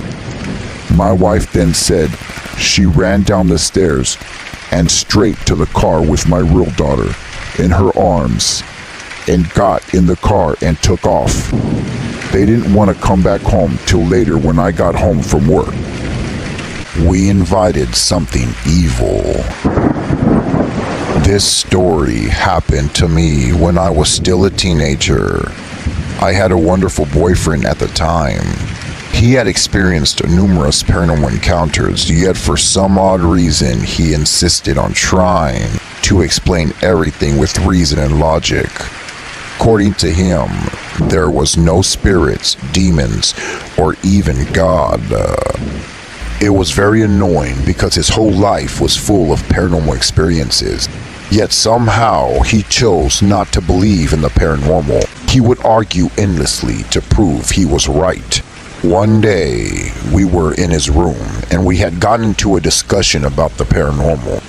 I decided to tell him an old story I had heard, a story that had no loopholes for him to use against me. I will not narrate the story, mainly because the horror we experienced that day seems to be linked to the story. The most I would say is that it is a story about an ancient evil spirit which attacked several different people, and a lot of other pieces of evidence were presented in the story. I thought the fact that there were several witnesses to these events, my boyfriend could not argue against it. However, he still argued, and while we were arguing, I noticed there was a slight change in the atmosphere. The change was subtle, but I'm quite sensitive, so I noticed. I just ignored the feeling and kept arguing with my boyfriend, but the feeling intensified. It was like an evil pressure that kept increasing at some point. It felt like we were not alone in the room anymore. At that point, I was having difficulty following the argument because I couldn't coherently arrange my ideas. Then suddenly, my boyfriend stopped talking. His face became really pale, and he said in a really frightened voice, "Do you feel that?" I said yes. We decided to leave the room and go outside for some fresh air, hoping to escape the evil atmosphere. My two sisters were downstairs. We walked past them, telling them we were going for a walk, but they kept looking at us bizarrely, and oddly enough, they seemed distant. Like they were not really there, like they were on another side, like a mirror. My boyfriend and I went outside, but that evil atmosphere followed us. I was really worried, not just about the evil atmosphere that was following us, but also because we seemed detached from our surroundings. The trees, houses, people, the street, and even the cars driving by. Everything seemed like it was in a different dimension. I turned to ask my boyfriend if he was experiencing the same thing too, but noticed he couldn't hear me. I called out to him, but he did not respond. So I reached out my hand to touch him, just so I can get his attention. But he started running so fast and so scared, like something was chasing him. I tried to call out to him, but no matter how much I shouted, he couldn't hear me, and it seemed none of the passerbyers could hear me either, although some of them kept looking at me bizarrely. To my horror, my boyfriend ran into the street and was knocked down by a car. I screamed and shouted and ran to him. He was unconscious. Other passerbyers also gathered, and together we called emergency services. He was rushed to the hospital, and thankfully he recovered. He later told me that he started running because he could see a dark, very scary entity chasing him, and all that he could see around him was darkness. Also, I later realized that when the car ran him over, I rushed to him, and that's when I felt the evil atmosphere disappear. And that feeling of being cut off from this reality was also gone. It's been many years since we had that experience, and we are no longer together, but we're still close friends, and every once in a while we talk about those events. What we've concluded, based on our understanding of those events, is that while arguing about the paranormal story, I told my then boyfriend we somehow invited an evil spirit, probably the evil spirit of the story, and that was possible maybe because of how much emotion we were putting into the argument. Please beware of the supernatural. It's real. He now believes, but as for me, I always have. The Goat Girl. While I was driving down the highway one night, headed home from working late at my job, I came across a young woman standing on the side of the road. I pulled up to her and asked her if she needed a ride, and she then nodded her head up and down and smiled at me. I opened my truck door and she hopped in. As we began driving down the road, I asked her where she was headed, and she told me to just go to the nearest town, which was about 20 minutes away. This girl looked young, maybe around 18 years old, and she did not talk the whole time. I decided to play some music, so I put my tape in the cassette player. After about 3 minutes of listening to music, I reached over to turn off the cassette player, but I accidentally hit the eject button, and the cassette tape fell onto the ground of the truck. She looked down at the cassette on the ground, and so did I, but I was driving at the same time. So, as I held on to the wheel with one hand, my other hand reached down to the ground to pick up the cassette. I was looking at the road, and every once in a while I had to look back down to the floor to grab the tape. The cassette tape was right next to her feet. As I looked at her feet, I was shocked to the core. What I saw to this day has petrified me. What I'm about to tell you is something that only the brave can handle. This girl had goat legs and goat feet. Her legs had fur and her feet were hooves. I was in shock and my eyes opened wide and I could feel my face go numb. I quickly looked at her and she was staring right at me. She knew that I saw her legs. I sat back up really quickly, and through the corner of my eye, I could see she was still staring at me. I couldn't stop shaking. She then started laughing. I can hear her laughing and giggling, yet through the corner of my eye, her mouth wasn't even moving. I slammed on the brakes and reached over quickly, grabbed the handle to the truck, and I opened the truck door. I lifted up my leg and I kicked her out. She flew out of the truck. I then slammed on the gas and took off. I was driving the truck well over 100 miles an hour down the highway. I looked over to my left out of the window and her face was looking right at me. She was flying and gliding right next to my truck window. How was this even possible, I thought. She was cursing and yelling. I could hear her screaming through the window. I drove even faster, and I don't know how fast I was going, but it must have been fast because she vanished. I made it to the nearest town. I got off and had to get my composure together. I was traumatized, and to this very day, I still am. When I was about 6 years old, we lived in a trailer in Rosenberg, Texas, and my mother would watch over me and my little sister while my dad went to work. One morning, my mom was making eggs in the kitchen while me and my sister were in my mom's room. My sister was asleep on my mom's bed while I was coloring in a coloring book. I was facing the wall standing up, and my sister was on the bed right behind me. I just remember feeling as if something was behind me, and I heard a small noise. So I turned around and I was shocked to the core and caught by surprise. There was a blue-looking girl around 12 or so staring right at me. She was slowly folding a blanket, looking right into my eyes. She had black, long hair and it looked wet. Also, it looked as if she was wearing a nightgown. This ghost-looking girl was inches away from my little sister who was asleep on the bed. I smiled and I said hi to her out of fear and waved at her. I slowly turned back around towards my coloring book, and deep inside I was petrified.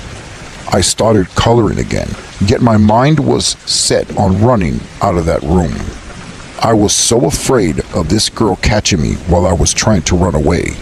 Yet, I counted down from 5. As soon as I got to 1, I took off out of the room screaming. My mother was in the kitchen and she turned towards me, wondering what happened. I explained everything to my mother.